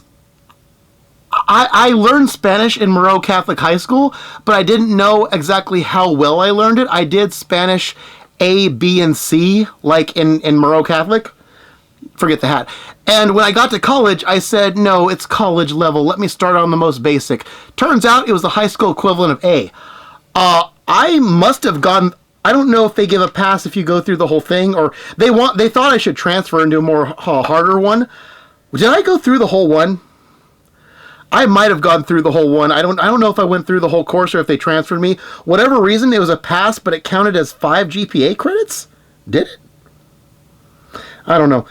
So yeah, that was intro Spanish, like the most basic. I was already 2 classes beyond that. Yeah, I spoke Spanish at one time. Not speaking, but writing. Mostly writing, not speaking. I did speak, but like, not well. Let's go back. So yeah, we'll come back to that. There's another course on there that's Spanish. Let's see. Is that winter quarter? Yes. Winter quarter 2002. Electronic media. That was Lynn Hirschman's electronic media course after the production one. That was a pretty good one. Introductory biology. Again, science is all B's, because that's not where my heart was. General chemistry, B. Short calculus, also math. Yeah, we know how much David hates math today. He had to take it back then for science, B's. You'll notice a trend here. You see when David's heart is in something versus when he thinks he has to take it as a backup. Yeah, science was the backup. The very expensive, very difficult backup. Science was his backup. Let's see. Spanish composition. Continued. That was that winter quarter? Oh, wait a minute. Winter quarter. Okay, hold on. Let's go back to winter. Oh, god damn it. It's split up. That's a very bad split. Okay, check this out. See winter quarter 2000. Was that one? Yeah. Winter quarter 2002. That's 4 courses, but that's not all I did. Let's do the math later. That's 4 units plus 3 times 5. So that's... No, wait, hold on. 5 times 2 is 10. 4 is 14. Add 3, it's 17. That's 17 units on that page, but watch this. 17 units that quarter. Where are we at here? We are on add Spanish composition, that's more 4. 17 plus 4 is 21 units. Yes, 21 units in winter of 2002. That, my friend, is a unit per quarter record. Yeah. That was the early days. Okay, so get this. Before, David did a record 84.42 hours in a week at FedEx, right? And a record 5 hours, 6 minutes on the Iron Horse or on the Concord to Hayward bike trail. And other records, right? That was his college day record. 21 units in one semester. I think average, or not a quarter, average was, I think, 15. 15 is what most people do standard. 15 is standard. I did 21 that winter. Holy shit. That's what David did back in college when he's in the zone and no mental fuckery or any kind of corruption of any type. He does 21 units, including, 2002. Yeah. That's amazing. Electronic media, intro biology. Oh, 3 science courses. Yeah. Okay. 3 science and or math. Okay. Yeah. Where are we at? Hold on. Did I censor everything? Yes, I did. 3 science and or math courses, 1 film, and 1 Spanish composition, meaning writing. Yeah. And I got a B in it, which means at one point I was able to write Spanish. So yeah, that's the early days of David's record. That's the early days of David's records. His amazing shit being done. Okay, yeah. And then here, spring quarter 2000. Yeah, that was winter quarter. Oh, the weather's friendly too. It's cold weather, so I can deal with cold weather. It's the heat I hate. Spring quarter 2002. The media, okay, general chemistry, C+. That's Chem 2C. Oh, is that organic? No, it's general chemistry. 2C, C+. The media industry, that's film, but that's mostly multiple choice. I got a B in that. Social interaction, that was one of the easy sociology courses. I had no choice. It was a requirement. I got an A, no problem. Was that? Oh, 13 units. Yeah, you see the letdown, right? Right? You see the 13 units? That's 2 under standard. All right, summer, where we at? Summer 2002. Okay, so we have black film and video. We have a C+. That's a rare writing course that David does not... normally all A's in writing course, especially film. Black film and video, we had to take 1 cultural film course. I chose that one. Believe it or not, I don't want to go on into specifics, but I had some family issues building up at that point in time. Yes, and it's not all unrelated, unfortunately, to what I was studying there. Yes. No joke. Film as narrative. That was, I think, was that Simmons' course? Or somebody else's? That was a writing film course. So you see that right there, see? Imagine this. David, at the same time, he gets film as narrative, a writing film course, which is his wheelhouse. He's getting a C+ in black film and video while going through some family issues that are not unrelated. Ooh, you see that David needs mental peace. There's the evidence right there of when he has mental peace with what he's studying and when he does not. Yeah. What a diametric opposition there. Yeah. He's going through some stuff, family stuff that related to what he's studying, and at the same time, he's doing what he's supposed to do in his wheelhouse and getting all A's. Dude, pay attention, job. This is the mental stuff that you don't get. Okay, let's see. Where are we at? Summer 2000. Okay, summer. Where are we at? Summer session. Oh, summer session 1, summer session 2. Okay, where are we at? I can't see when I'm holding up. Okay, summer session 2. Advanced composition in English. Yes. Oh, that's English 101. And then, okay, general physics was like a science course. I got a B, expected. Now, here's what happened with advanced composition. Advanced composition 101, that's like essay writing, but on the upper level division. Like not expository, like your first serious writing course. Guess what happened in David in that course? Okay, so you know that David in the English 1 course was like out of place. He should have been APing that shit and not taking it, saving his parents' money. Guess what? David in the English 101 course, you know what happens there? I was offered to TA that course. Yeah, I was offered. I was so good at what I was doing that the teacher offered me to be a TA next semester. I turned that down. You know why? Because at the time, I knew what I wanted to do. At the time, I think I was going to make my film medium major, or my film minor a major, and apply for special permission to make it a major. And I was going to double in, I think, cell biology, which is okay, the film is a Bachelor of Arts. The cell biology is a Bachelor of Science, which is way more courses. for a higher level degree. I calculated out, I did some calculations, I was going to just fit under the unit maximum. UC Davis, I forget what it is, has a unit maximum. You're not allowed to take more units than a certain amount, so you have to fit your majors, your double majors, your minors underneath that maximum. I was going to do film, Bachelor of Arts, cell biology, Bachelor of Science, and I was going to do my sociology minor all under the maximum. I calculated out at the end of the day, even though I was really good at TAing English, I said to the teacher, you know what, this is not going to further any of my 3 goals. It's going to push me over the maximum, or at least put it in jeopardy. I might not be able to accomplish my educational goals. I'm sorry, I need cell biology as a backup in case film doesn't work. I need film as a major, and I love sociology. I can't do it, I'm sorry. They were disappointed, but they did make the offer. Yeah. So we ended up scrapping the cell biology because I fell in love with film at the end of the day, so it's all for nothing. I could have done it, but at the time I thought I was going to go. I had just done a record semester, 21 units, and gotten those grades in those courses. I thought I was going to go for a record in terms of majors accomplished under the requirement of total. Yeah, so David was on a high there, and he was setting up for a long-term high. Yeah, so he was on an achievement. So there we go. Dude, jobs, former jobs, future jobs, take note, please, because honestly, this is throwing down and saying, hey, we got to understand this shit. Okay, so here, are we getting into the dark ages here? Advanced composition, general physics, session 2, yes. Fall quarter 2002, oh. So we got some shit now. You see what David does when he's on an inspiration high, right? And, oh, that's before any fire starters got involved. No temporary fire starters, no women.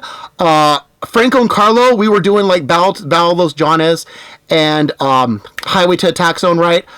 This was Battle of Los Johnnes era.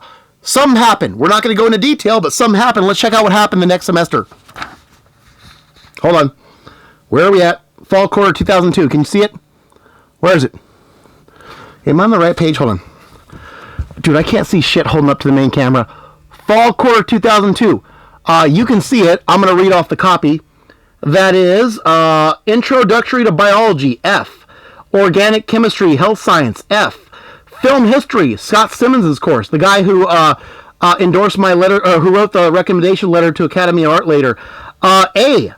Sociological Theory, the hardest sociological course at UC Davis, where it's a bunch of sociological theory and essay writing non-stop. This is the serious stuff. That's an A. Where are we at? Am I looking at the right thing? Yes. Hold on.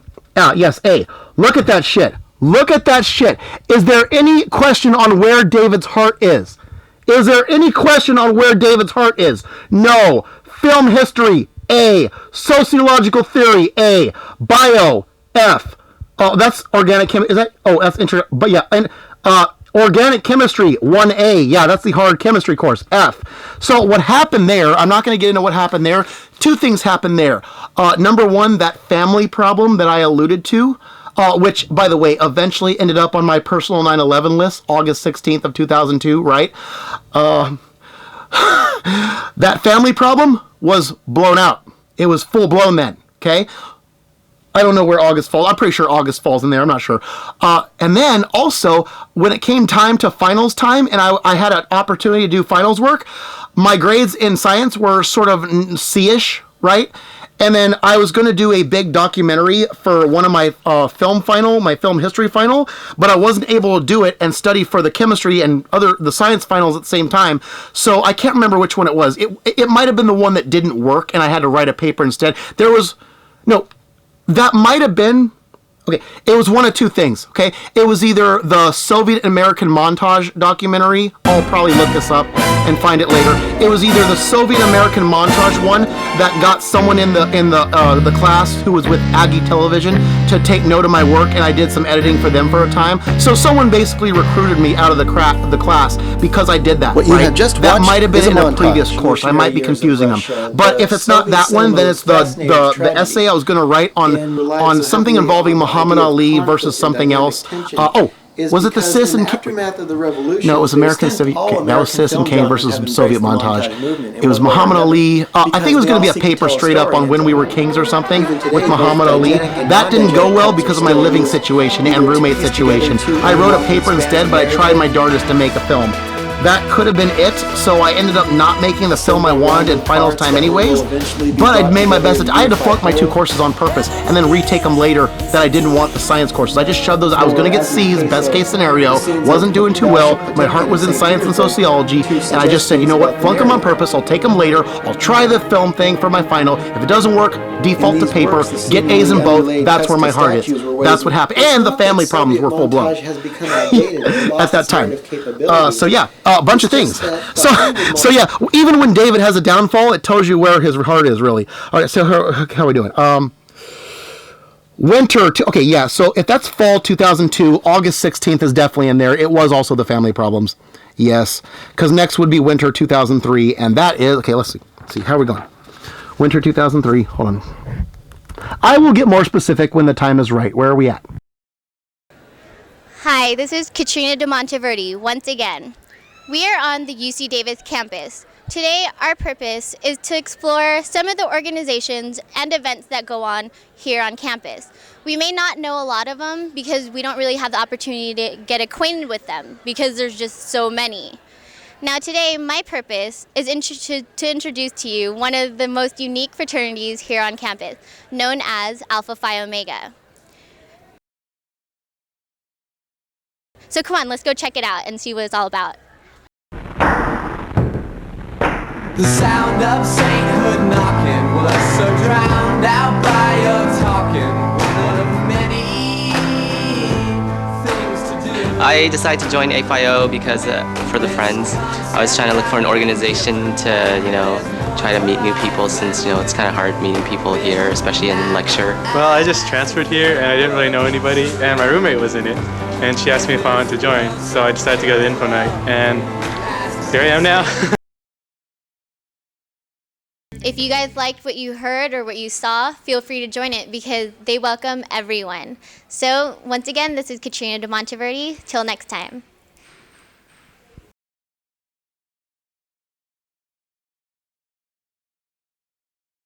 People should join so that you guys can beat us. Yeah, us. That's right. Oh, can you not see?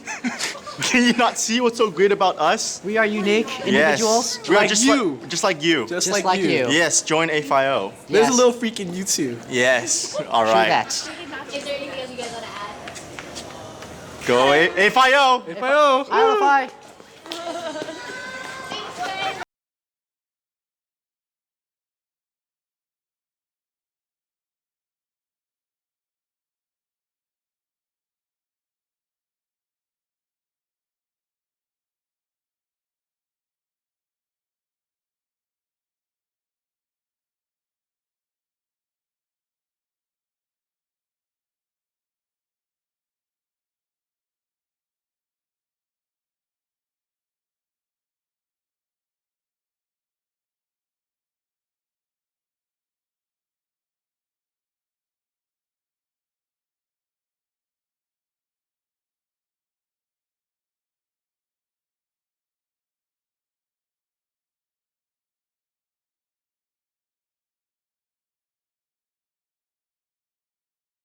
Now we're going to switch to Alexa, who's going to talk to us about skydiving and, I don't know, racial justice, skydiving for racial justice. I don't know, it's going to tie in.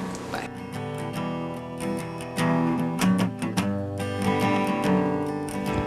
Are you looking for thrills and excitement, but not quite sure where to find it? Well, you don't need to look any further. All the adventure you need is right here in Davis. A trip to Skydance Skydiving is the best way to satisfy your craving for adventure. Skydiving is becoming increasingly popular and is safer now more than ever.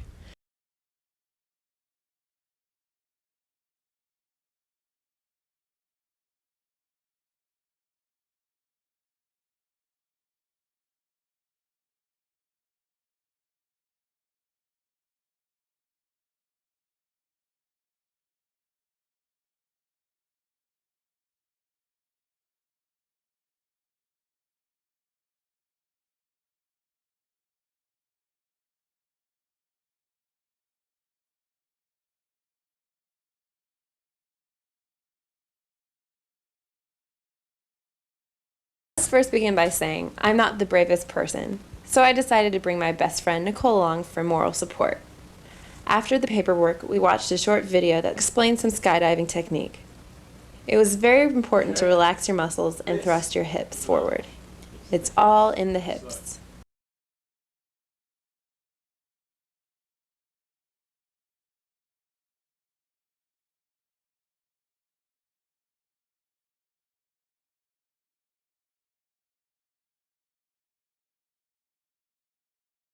Next, we headed toward the hangar and into the gear room. I found my blue suit quite difficult to put on, but incredibly stylish. My instructor was Ray Farrell, the owner of Skydance Skydiving. As we talked, I learned that Ray has been skydiving for over 30 years, and that he was one of the first people to bring tandem skydiving to Northern California. After a few attempts, I was finally dressed and ready to go.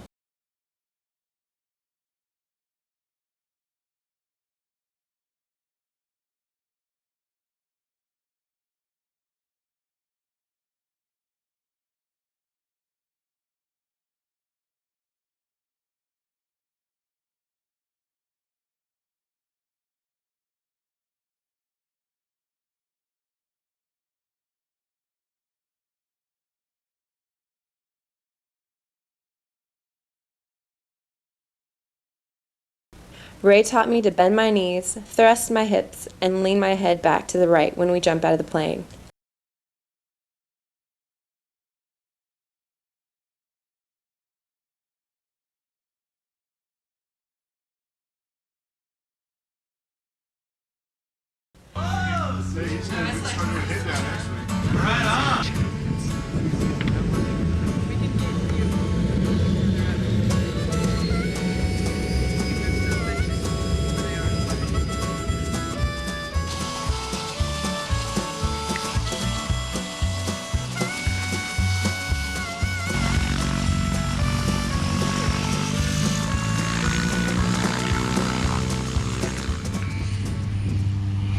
Then there was takeoff. As the plane lifted away from the ground, it finally struck me. The only way off this airplane is jumping off. Oh shit. I had butterflies in my tummy, but I was still ready to take the plunge. My only comfort was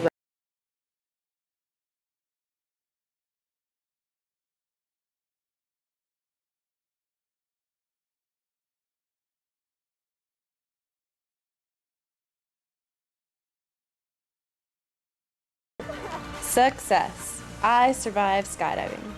As soon as I was free from the harness, my first reaction was to hug Ray. I was so thankful and happy that he had safely navigated me back to solid ground. I was definitely on a high for the rest of the day. I cannot wait to get back up in the air and do it all over again. Now that you're more familiar with the process of skydiving, I hope it seems a lot less frightening. I had a lot of fun, and I'm sure you would too. I strongly urge anyone who has even remotely considered skydiving to go and try it out. If you would like more information about Skydance, visit their website at www.skydance.net. Thank you so much for watching, and I hope to see you soon at Skydance's Drop Zone.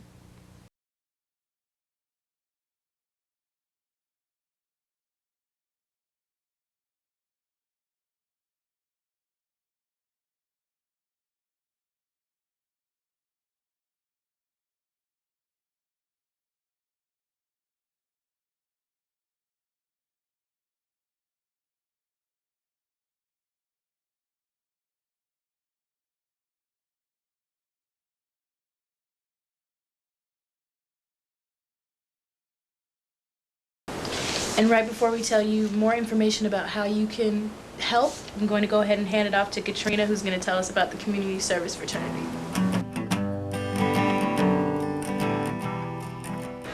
Hi, this is Katrina de Monteverde once again. We are on the UC Davis campus. Today, our purpose is to explore some of the organizations and events that go on here on campus. We may not know a lot of them because we don't really have the opportunity to get acquainted with them. I don't know. It's time for action, time for change, so this is Weekend Venue, signing off. My dear, that you're not alone for me, 'cause I know you think that you're all wrong for me, and I don't think I know, and I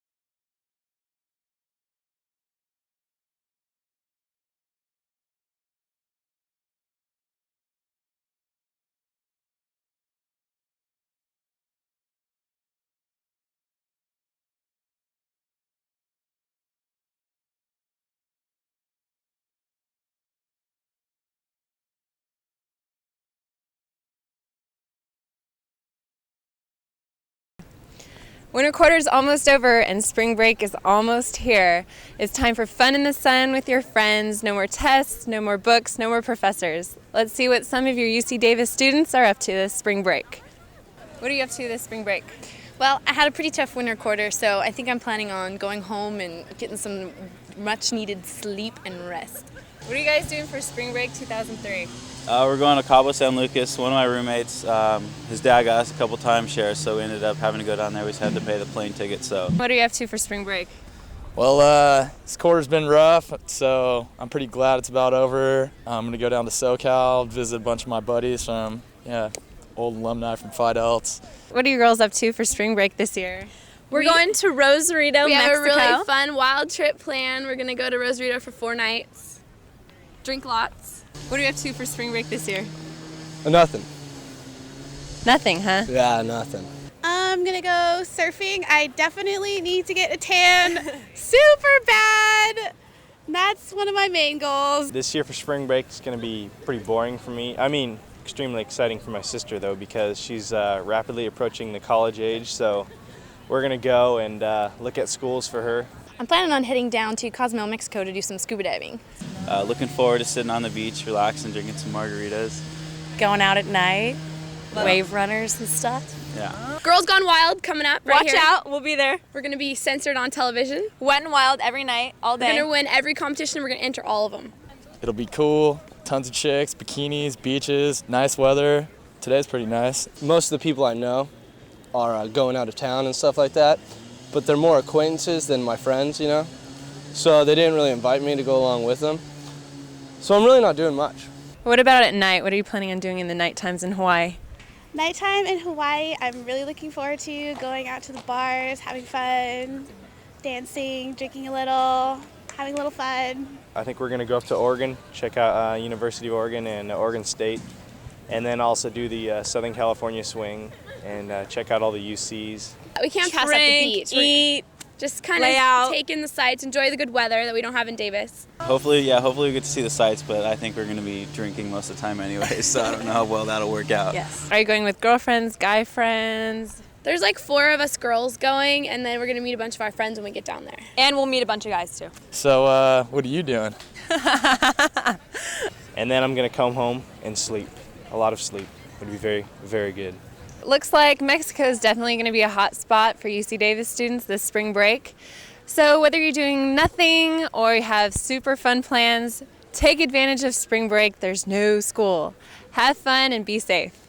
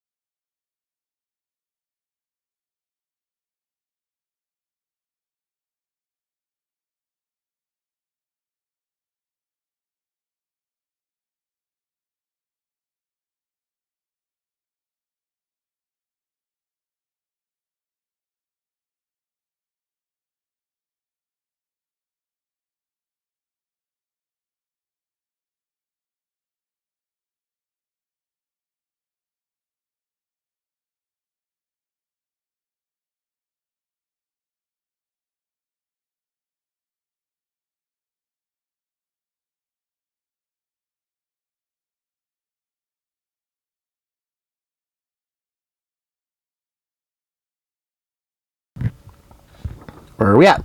Okay, winter. 2003 winter, where are we at? Wait, why does it say spring?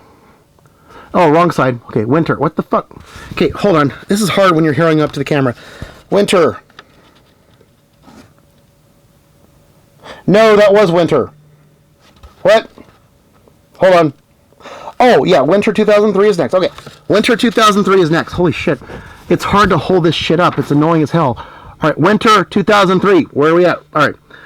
Experimental documentary. That was in Lynn Hirschman's class again. so the electronic media. Okay, Lynn Hirschman's class again. That's where I did projects with other people in the class and did their projects, right? Intro to biology, B. Okay. Organic chemistry, A. That's the one I flunked previously. That's a B minus. Okay. Include in GPA repeated. It says film history 2. I'm not sure if that was Simmons or yeah, that was Simmons too. A. Right. So one of those cores I did one project. One of the cores I tried another project but didn't. Yeah, I don't know which one was which. One of them. Yeah, we'll see. I'll find out later. I have to do research now on my own projects now to find out what I'm talking about.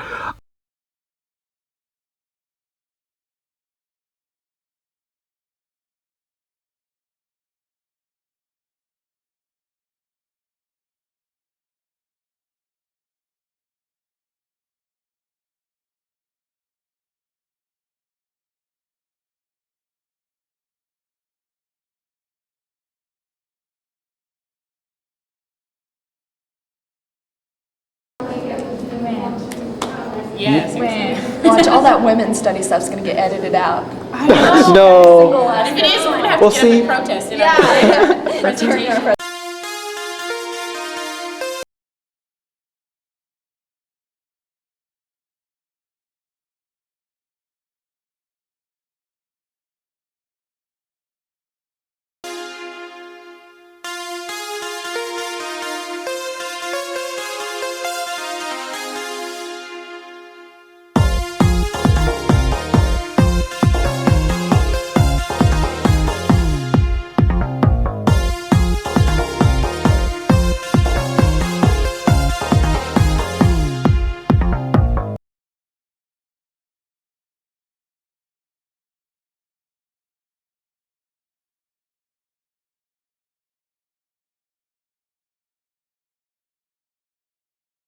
There's a social construction and a lot of art But why must we? focus on social constructions, and that's the most tangible one to talk about. But why must we hear about it over and over and over? Isn't it good enough to...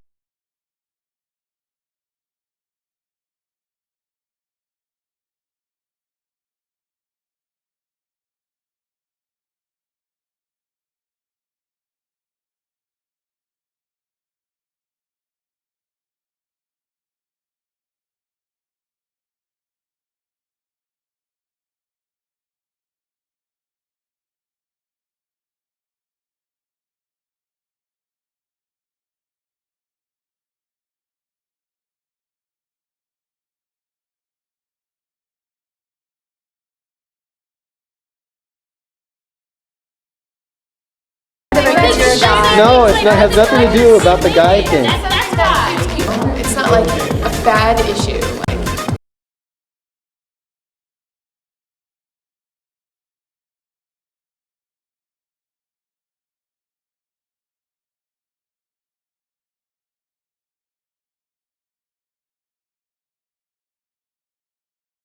So dopamine was devoid of all feeling. That's what we were discussing. And you said that, you know, it was harsh to say that it sucked.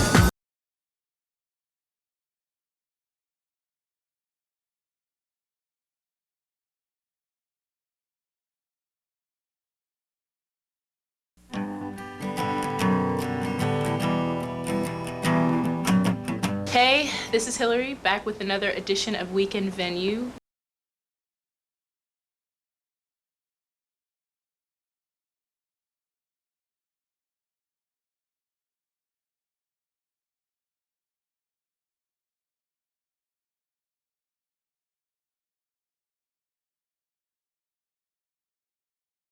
But it just gives you that feeling. So you know? understood why she had sex with the guy in the beginning and just got No, I it didn't. before she came. I just figured she was shallow. I mean, isn't that our default explanation for everything?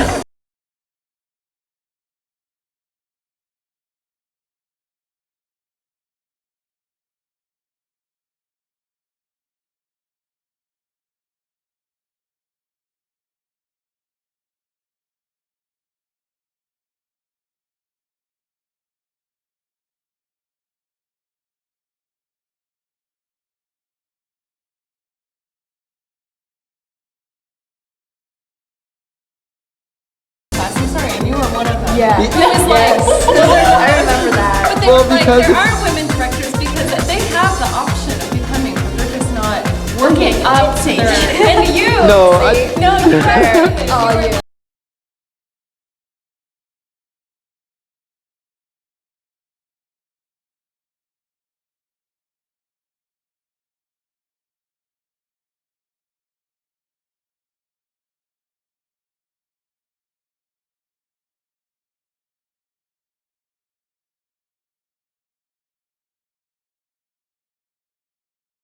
Oh God, the generalization. The more you Must cry, the stop. When was the last time you cried, David? When was the last time I cried? Actually, in front of people? Jeremy and I, we didn't care about the world around us. We just wanted to live life. We wanted to get the most out of life as possible. We didn't care about race. We didn't care about color. We were blind to all that. We were blind to everything external that the world puts upon us. We were blind to burdens of all types. We purposely made ourselves blind to everything that brings people down in this world. And it's that I most value about me and Jeremy. Because I'm sure if he were here today, he'd probably be very proud of me that I've taken this idea that he's helped to contribute and made it into something great. Because this really is something great. And it just goes to show that you don't have to be a professional to make something great. Okay, sorry. When's the last time I needed to?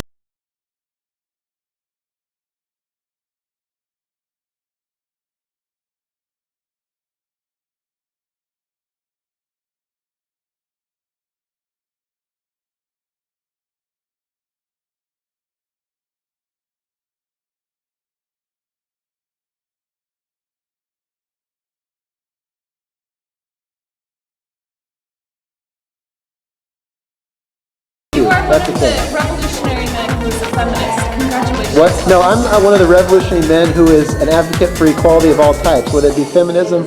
Well, that's not equality, that's just the opposite way. I'm talking about whether it be gender or race or whatever. Directors?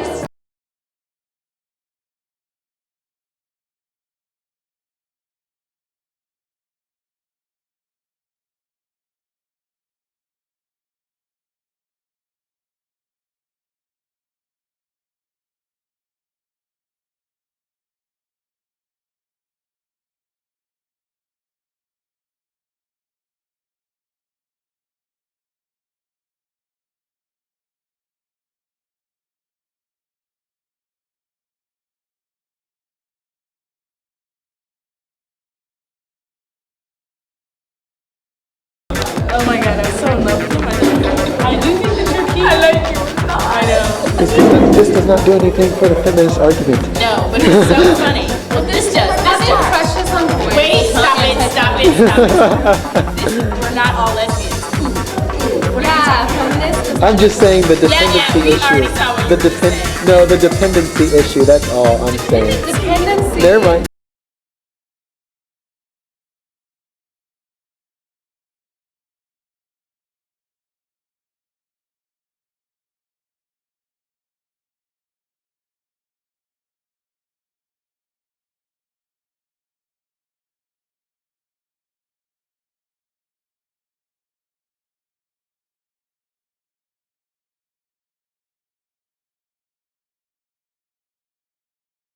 Not a bimbo.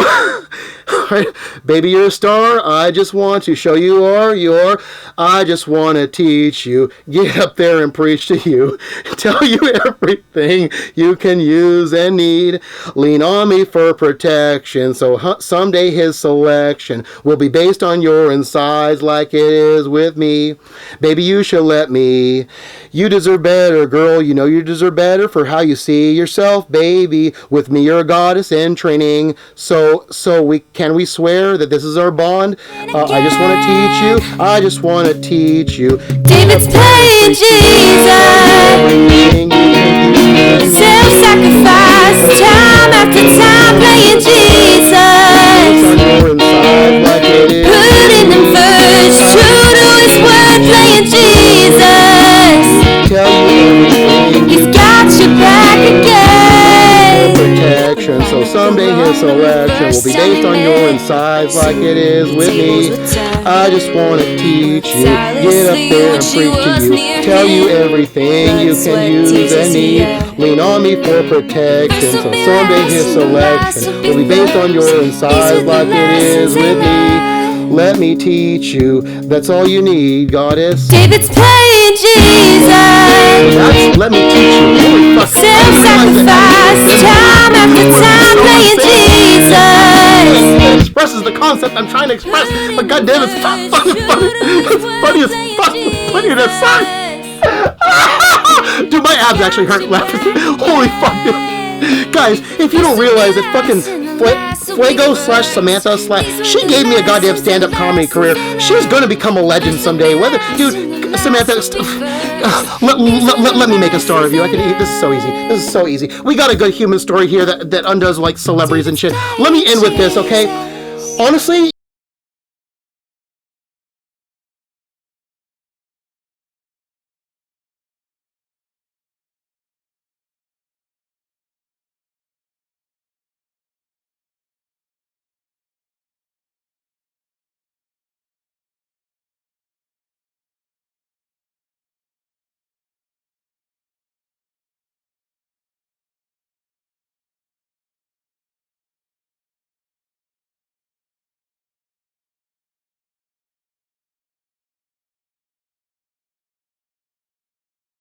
We need more female directors. We need more minority, whatever you call the racial minority directors.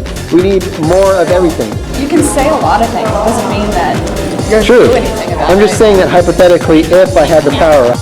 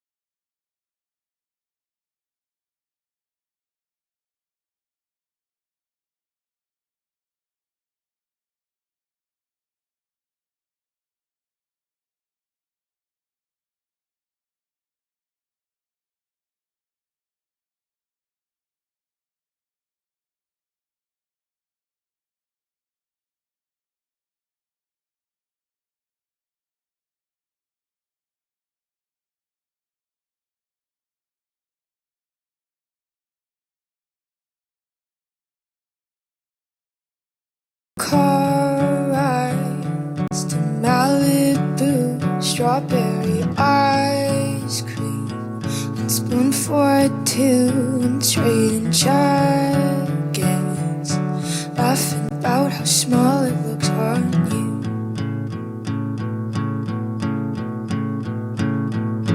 Watching reruns of Glee, being annoying, singing in the harmony, I bet she's bragging to all her friends, saying you're so unique. So when you're gonna tell her that we did that too, she thinks it's special, but it's so reused.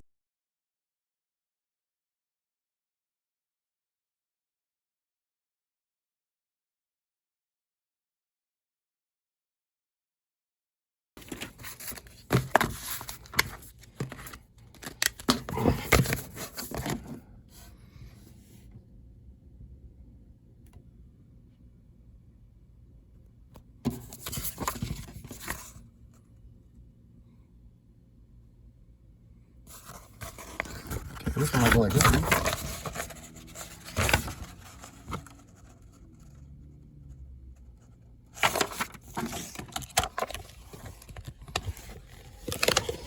Oh my god. Yep.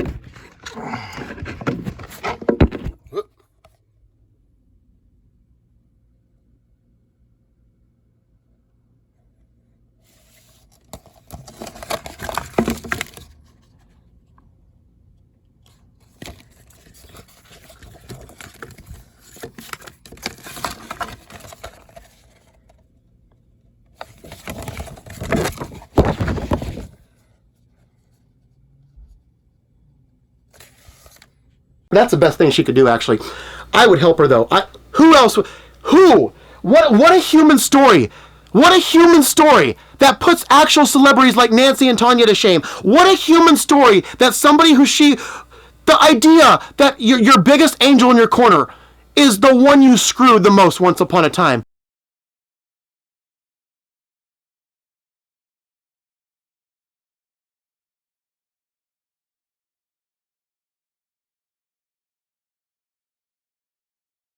And at this time, I'd like to ask you to please stand and remember your guests. And join Melissa GLD in the singing of the Star Spangled Banner.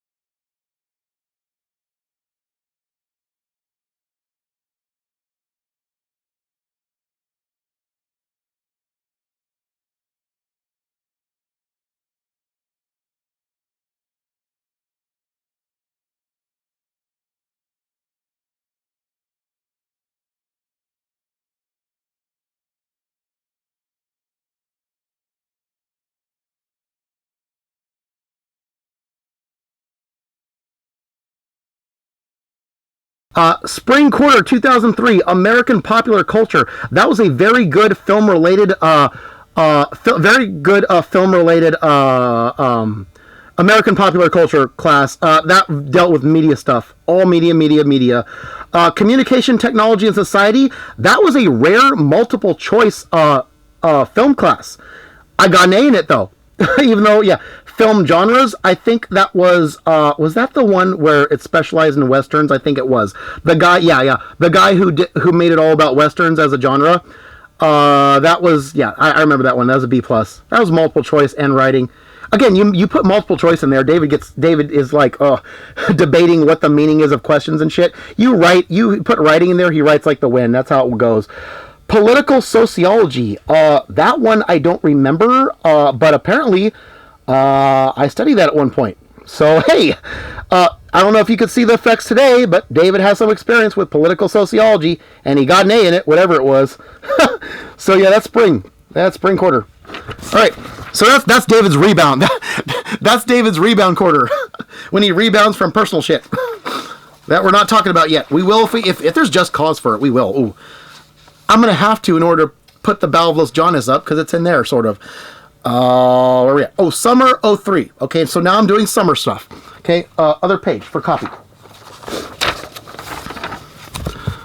Where are we at? Summer 03.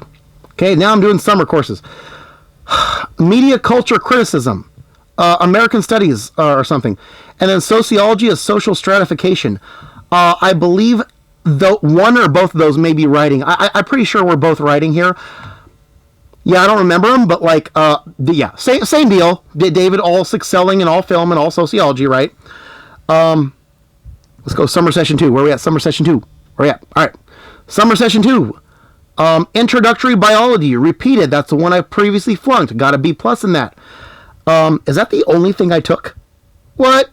Okay, yeah, I singled that out. I said I'm coming back, and I'm doing well in that one. Okay, that's what I did. Okay. Then, fall quarter 2003. Planned educational leave. So I did 3 total summer courses, and then I took the fall off. I didn't do fall quarter. Now, question, people, why do you think David would take off a whole normal quarter and having done 3 summers to make up for it? Any idea? Guess what? That was Never Forfeit the Game Wrestling with Franco and Carlo. Franco had dropped, I think starting spring or earlier that year of 2003. I want to say spring, but I have to check on this. Franco dropped off due to lack of commitment and shit like that. He at the time he was like either 17 or 18, 17, about to turn 18. He was getting up there, about to be adult. But he was a lot like one of those flakes at FedEx. Yeah, the typical ho-hum fakes who don't take shit seriously and don't take commitment seriously. He dropped off on a bunch of times where I took a $30 trip on the weekend and some breaks from Amtrak back to Hayward up to Davis to show up and practice. He didn't show up. He had an excuse every time. 3 times of that, I wrote him out of the script, adapted it to his dropping out because it's WWE style wrestling. You can do that. It wasn't great because like it took forever. I was long-winded and it fucked everything up. The original plan was actually the best, sort of. And then I tried to train Carlo. I made a deal with Carlo that during that fall I take off, we practiced every time he has free time away from school. Wait, Carlo was the older one. Okay, Franco is still sort of like, I want to say 15, 16. Franco was like 15, 16-ish. Carlo was a 17, about to be 18 or already 18, I don't remember. We had to do the age calculation. Carlo had more time than Franco, but he still didn't make time, he made a little bit of time. No, he made some time. He made some time in the beginning, but he dropped off as it went by. So he didn't have the endurance of commitment, I think. It's been a long time. Bottom line, they both failed commitment-wise, and then eventually what happened is Stuart Fossey, who was older at the time, he had a growth spurt. He was hella fucking tall. He became the surprise. We were gonna hire actors to play them, and then Stuart comes to the rescue. He becomes a star, even though he was eventually a ref. And then he didn't drop off. At some point, I decided to ditch the plan because it just wasn't working with Stuart. Stuart had no passion. Okay. He's one of these. There's a reason why he was perennially is that the right word? He was our Lady Bing candidate, and still what? He was our Lady Bing candidate on our NHL hockey team, right? Because he was Mr. Even Keel with no passion or no emotion. He wasn't the actor type, but he's all that we had left, and it was like, oh my god, it was too hard to work with. He was supposed to be a ref. He's ref guy. Okay, he's not main feature guy, but we try to do what we can. So that's what happened there. I took a whole semester off to do a video project, and that was going to be like an unofficial thesis project for my major, but it wasn't required. You don't have to do that. I just want to do that because I said, hey, why not go to either in the film industry or to grad school of some type, having done an unofficial, self-initiated video project for a thesis that UC Davis does not even require, just to show that I do that. I had my own individual film major. I think I had individual film medium approved by then, and I wanted to show them what I could do, that I could actually make a thesis-worthy project when I don't have to. That's what that was supposed to be. But again, because this is nowhere California, land of the ho-hums, they need their own theme, like their own anthem or their own motto. Like I want to say, I'm living in nowhere California, land of the ho-hums. I don't want to use a certain word. They might be taken the wrong way. Proud of being controlled, I'll say. Yeah, that's not going to offend anybody. Yeah, Nowhere, California, land of the ho-hums, proud and controlled. Yeah, that's where we're living. It's always been this way. It's still this way. That's why. So, yeah.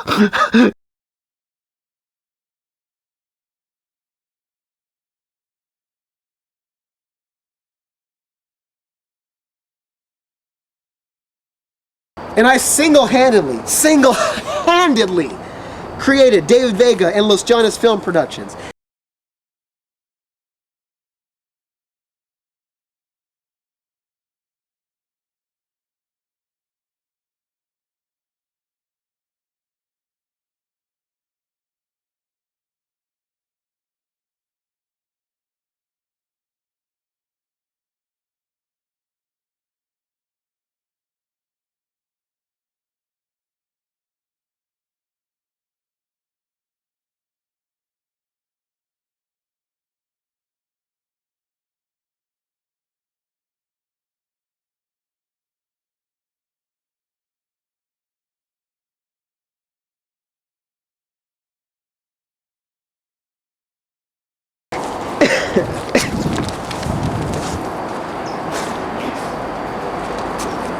Whoa, whoa, whoa, whoa, whoa, whoa,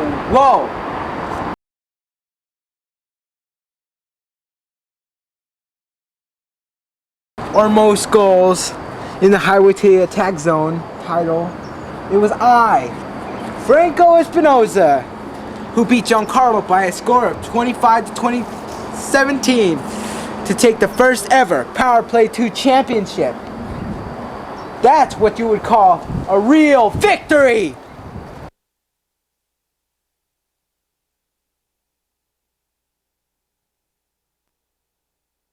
Play 2 championship. And that's what I would call a real victory.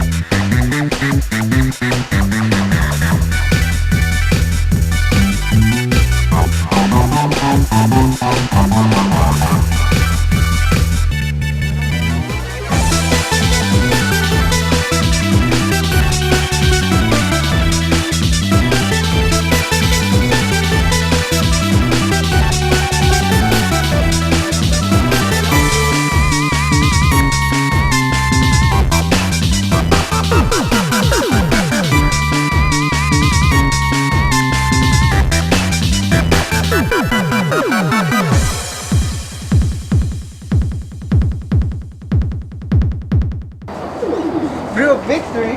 What the heck are you talking about? Where's my paper?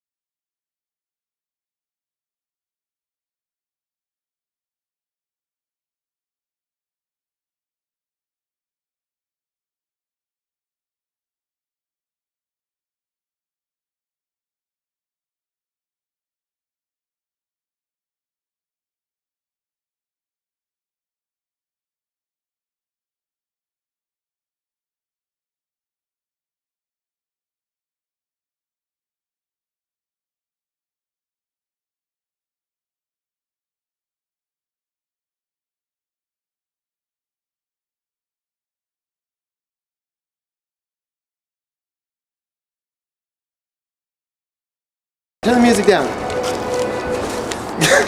I got a script here. Don't say that.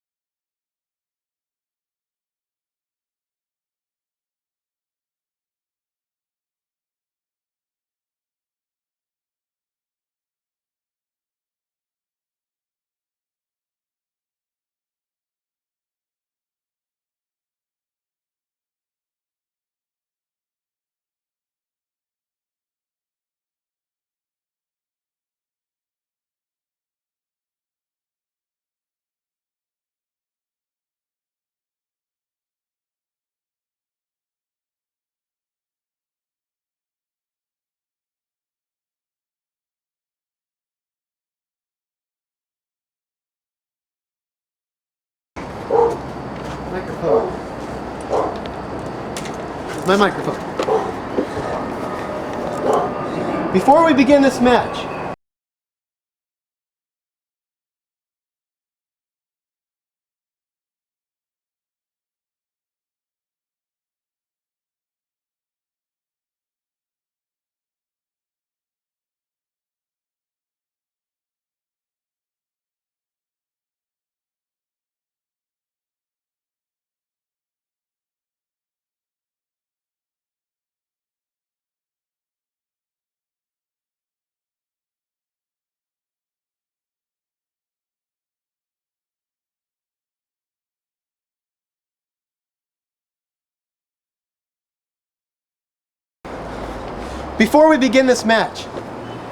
before we begin the first ever NFG wrestling match,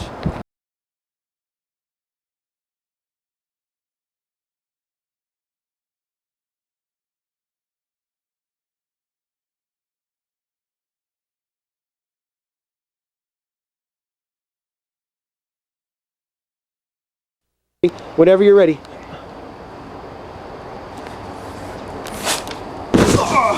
Ouch.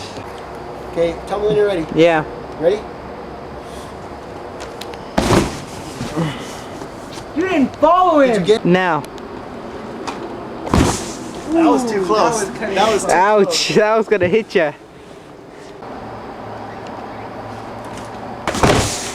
That was kind of awkward, but it's It's alright. I feel good though. Fine. I'm gonna kill you. David is under the mat. Franco says he's gonna kill him. Whatever you can do. I don't care if you do it, couldn't it? I can't do one. Where are you? Show me your face. No, your body. Perfectly horizontal. 5-star. It's gonna hurt my abs. Whoa! Woohoo! Yeah! Woohoo! Woohoo! Wait, do it again. I didn't fall. Woohoo! You suck. That's all you can do? Shut up. Wait, what the frick? Hey, get up over me. Hey, get up. See, there's a crease now. Okay. Wow, that's an awkward position for the mat. Go. Alright. Wait, move it horizontal because Go. I can see your leg. Damn it. Alright. Just a frog splash. Woohoo! Woohoo! Woohoo! Oh my goodness, that's weak. What the frick? That was weak. That was. Here's what I got. Okay, we are here. Franco and Carlo are gonna jump on me. They don't think it hurts. They think it hurts, but they're wrong. They're dead wrong. Plenty of Iraqi soldiers would give their right arm just to sleep where I'm gonna go for a night. Iraqi. Plenty of those soldiers would give their right arm to sleep exactly where I'm gonna put myself for the whole night. Under constant. Okay, I'm gonna get to here. Wait, hold on. Okay, see, here we have the mattresses. They're right there. They're right there. And I think I'm okay. That's okay. Put the mattress over me. I'll tell you when I'm ready. Hold on. Get this one. You see, I have to push it over you like this, and then lay flat. Although it's hard to. Hold on for a second. I'll tell you when I'm ready. Okay. Wait. Hold on. I gotta get the camera this way. Okay. Wait. No. Get. Okay. Like this. Okay. Hold up for a second. I'm not ready. Okay. See, you have the mattress up here. You have a mattress right there. I don't know if you can see it. You have it right. Wait. Can you see it? The top one's right there. Bottom one's right there. Over here, there's some light right there. Just like this. Basically, I'm gonna do it just like this so they can see what it's like when they come down. All right, here we go. My head is to the side. I have my hand on top of my head. He's talking to himself. Okay, go guys, go guys. My hands. No, you're dressing it up. No, you're dressing it up. No, do it over, do it over. My hand is on top of my head. Notice that. I'm bracing myself. Okay, one time. No, you're dressing it up.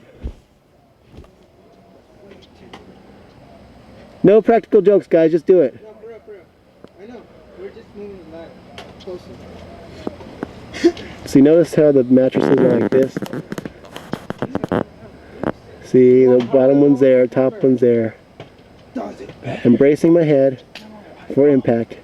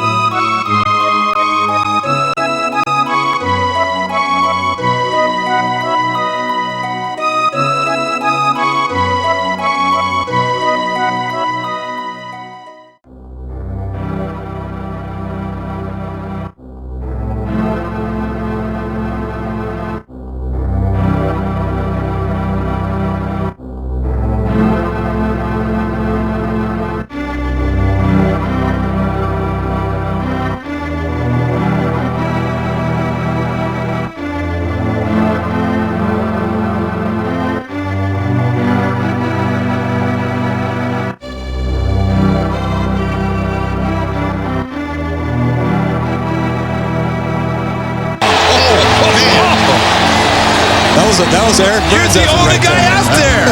Don't kill yourself. Look like Eric Burns. Oh, wow.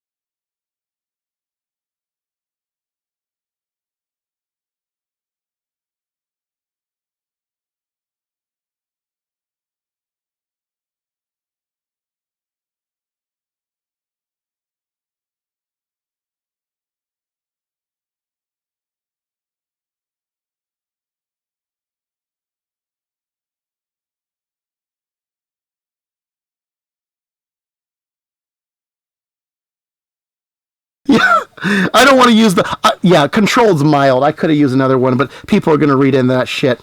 It's true. I'll say that for the hard-hitting stuff when we deal with the 4 companies. Then it's appropriate, not now. Yeah, hold on. All right, we got planned vacation leave. Oh, that was it, wasn't it? Oh, okay. Winter quarter. Okay, winter 2004. Okay, where is it? Winter 2004. It says withdrawn from the university. That is weird. I know there were some payment issues at the time. I'm not sure if I was officially like not in the university, but apparently I went back. I don't know what that means. Withdrawn from the university. Apparently, I must have taken a lot of time off to do that project. I was really committed to that project. Let's see. Spring quarter 2004, I came back after being devastated that I had to part ways with Franco and Carlo because they weren't good friends by the time that happened. Spring quarter 2004, genes and gene expression. Oh, I flunked that one too? Really? Oh, okay. Organic chemistry, health science, C. Film theory, B-. Oh, I remember that. I took a film theory course. I was so devastated from that drop-off. That was a film writing course. I couldn't do well at what I'm good at because of the debacle that was the NFG wrestling with Franco and Carlo. Yeah, that is what we call, yeah, that's the bad shit. Summer session 1, withdrawn from the university. Okay. I don't remember this. I know there's some payment issues, but like, dude, I know what happened. Yes. All right, see 2003? 2003, where are we at? Okay, where are we at? 2000, where the fuck are we at? 2003, withdrawn from the university. No, yeah, fall 2003. Okay, where are we at? I can't see you here. 2003, planned educational leave, with somewhere in there was one of the dates on my personal 9/11 list. The one that these people are responsible for. Yes. I'm not going to discuss that one, but there was another personal 9/11 that made the list that devastated me mentally. That's what happened around that time. It was sometime in 2003, before 2004. So yeah, again, so I'm telling you guys, David can do some extraordinary stuff, but not with mental fuckery. Nowhere. Not in work, not professional life, not love life, nowhere. Okay. Spring quarter 2004, where are we at? Spring quarter 2004. Genes and gene expression, repeated. Oh, I repeated that one. Genes and gene expression. Organic chem health science, C. Film theory, B. That shouldn't be the case. And then summer session 1. Where are we at? 2004, withdrawn from the university. Okay. Summer session 2, where are we at? Genes and gene expression, taken over again, C+. Elementary statistics, A-. Okay, that's a math course. And that is the end. I at some point I said, let me take my film degree and sociology minor. Let me get the hell out of here. And there's a total. Completed 180, attempted 174, something like that. Okay. So the total GPA, when all is said and done, where are we at? I can see it. I don't know if you can. 3.404 is my total GPA. Not enough for cum laude, but pretty damn good. Okay. Where are we at? Where's the totals? I can't see. Total completed units, 180. Total GPA, 3.40. Unit UC balance points, 244.4. I think that's total units. I'm not sure. Student in good academic standing. And there you go. Let me get the last page. Okay, here we go. University requirements. Subject A, satisfied. American history, Insta something satisfied. High school, Monroe Catholic High School. Where at? Planned educational leave, got that. End of record, UC Davis transcript. Okay, there you go.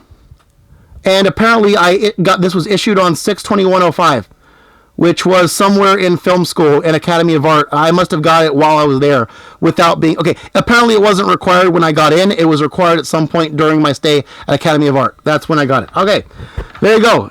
Where is it? Academic transcript, right there. That's the official. So that's it. So you guys see, okay, that David is the real deal with knowing his shit, highly educated. And also, we can see right there that whether it's units per quarter or like the tenacity to come back and repeat stuff that you ditch intentionally, or whether it's just knowing what his passion is, what he's committed to, and doing well with that, you see that The key is, if you want an elite performer in any aspect of life, you've got to have mental peace. It's not all physical. This goes out to every manager, every boss, every coworker. I cannot believe how much we underestimate mental peace in this day and age, 2022, okay? Believe you me, that will stop, okay? We're going to stop acting like people do shit just because they can, because they have the physical ability to, and we think that's all there is just because everyone's an object in society's view. Not the elite, not the special, not the revolutionary, not the creative. When you're dealing with someone like this, the mental aspect is most important. The physical is secondary, and there's no bigger evidence for that than the way I worked around Samantha when she was the perfect antagonist and able to turn that for love or anything positive at all. Okay? The same thing that works there, where the mental payoff surpasses the physical ability, still works. It's still an operation, even if she is no longer around anymore. Okay, the same thing works. Same with Maria. Any fire starter, FS1, 2, or 3, no matter whether we're talking original, new, whatever, it don't matter. It's always the same thing. Every elite athlete, every elite performer, every elite worker, every elite everything will tell you that it's 90% mental, 10% physical. I think I once came across an actual Michael Jordan quote that said that. And probably if not him, someone else, many else. So yeah, understand that, okay? We're putting that on record in case something happens to me. We make sure that we have that on record, David's gist of it. If we go over it later, well, we might go over it later. We might. But you have it here so that when I'm out there asking for sponsorship, right, where the stakes are even higher than any time before, you know that I'm the real deal. No longer are we going to think that David is no one coming from nowhere. Okay, just because he shows up on some job someone could have gone out of high school, or because, God forbid, he passes through the system again like he did the first time, and they act like oh, education don't matter. The hell it doesn't matter. I mean, what? Yeah, no. This person can accomplish a lot of things. Okay, he did accomplish a lot of things. Okay, and some of those things he has to make up code names for and try to avoid talking about. Okay? Look, just put up with it, okay?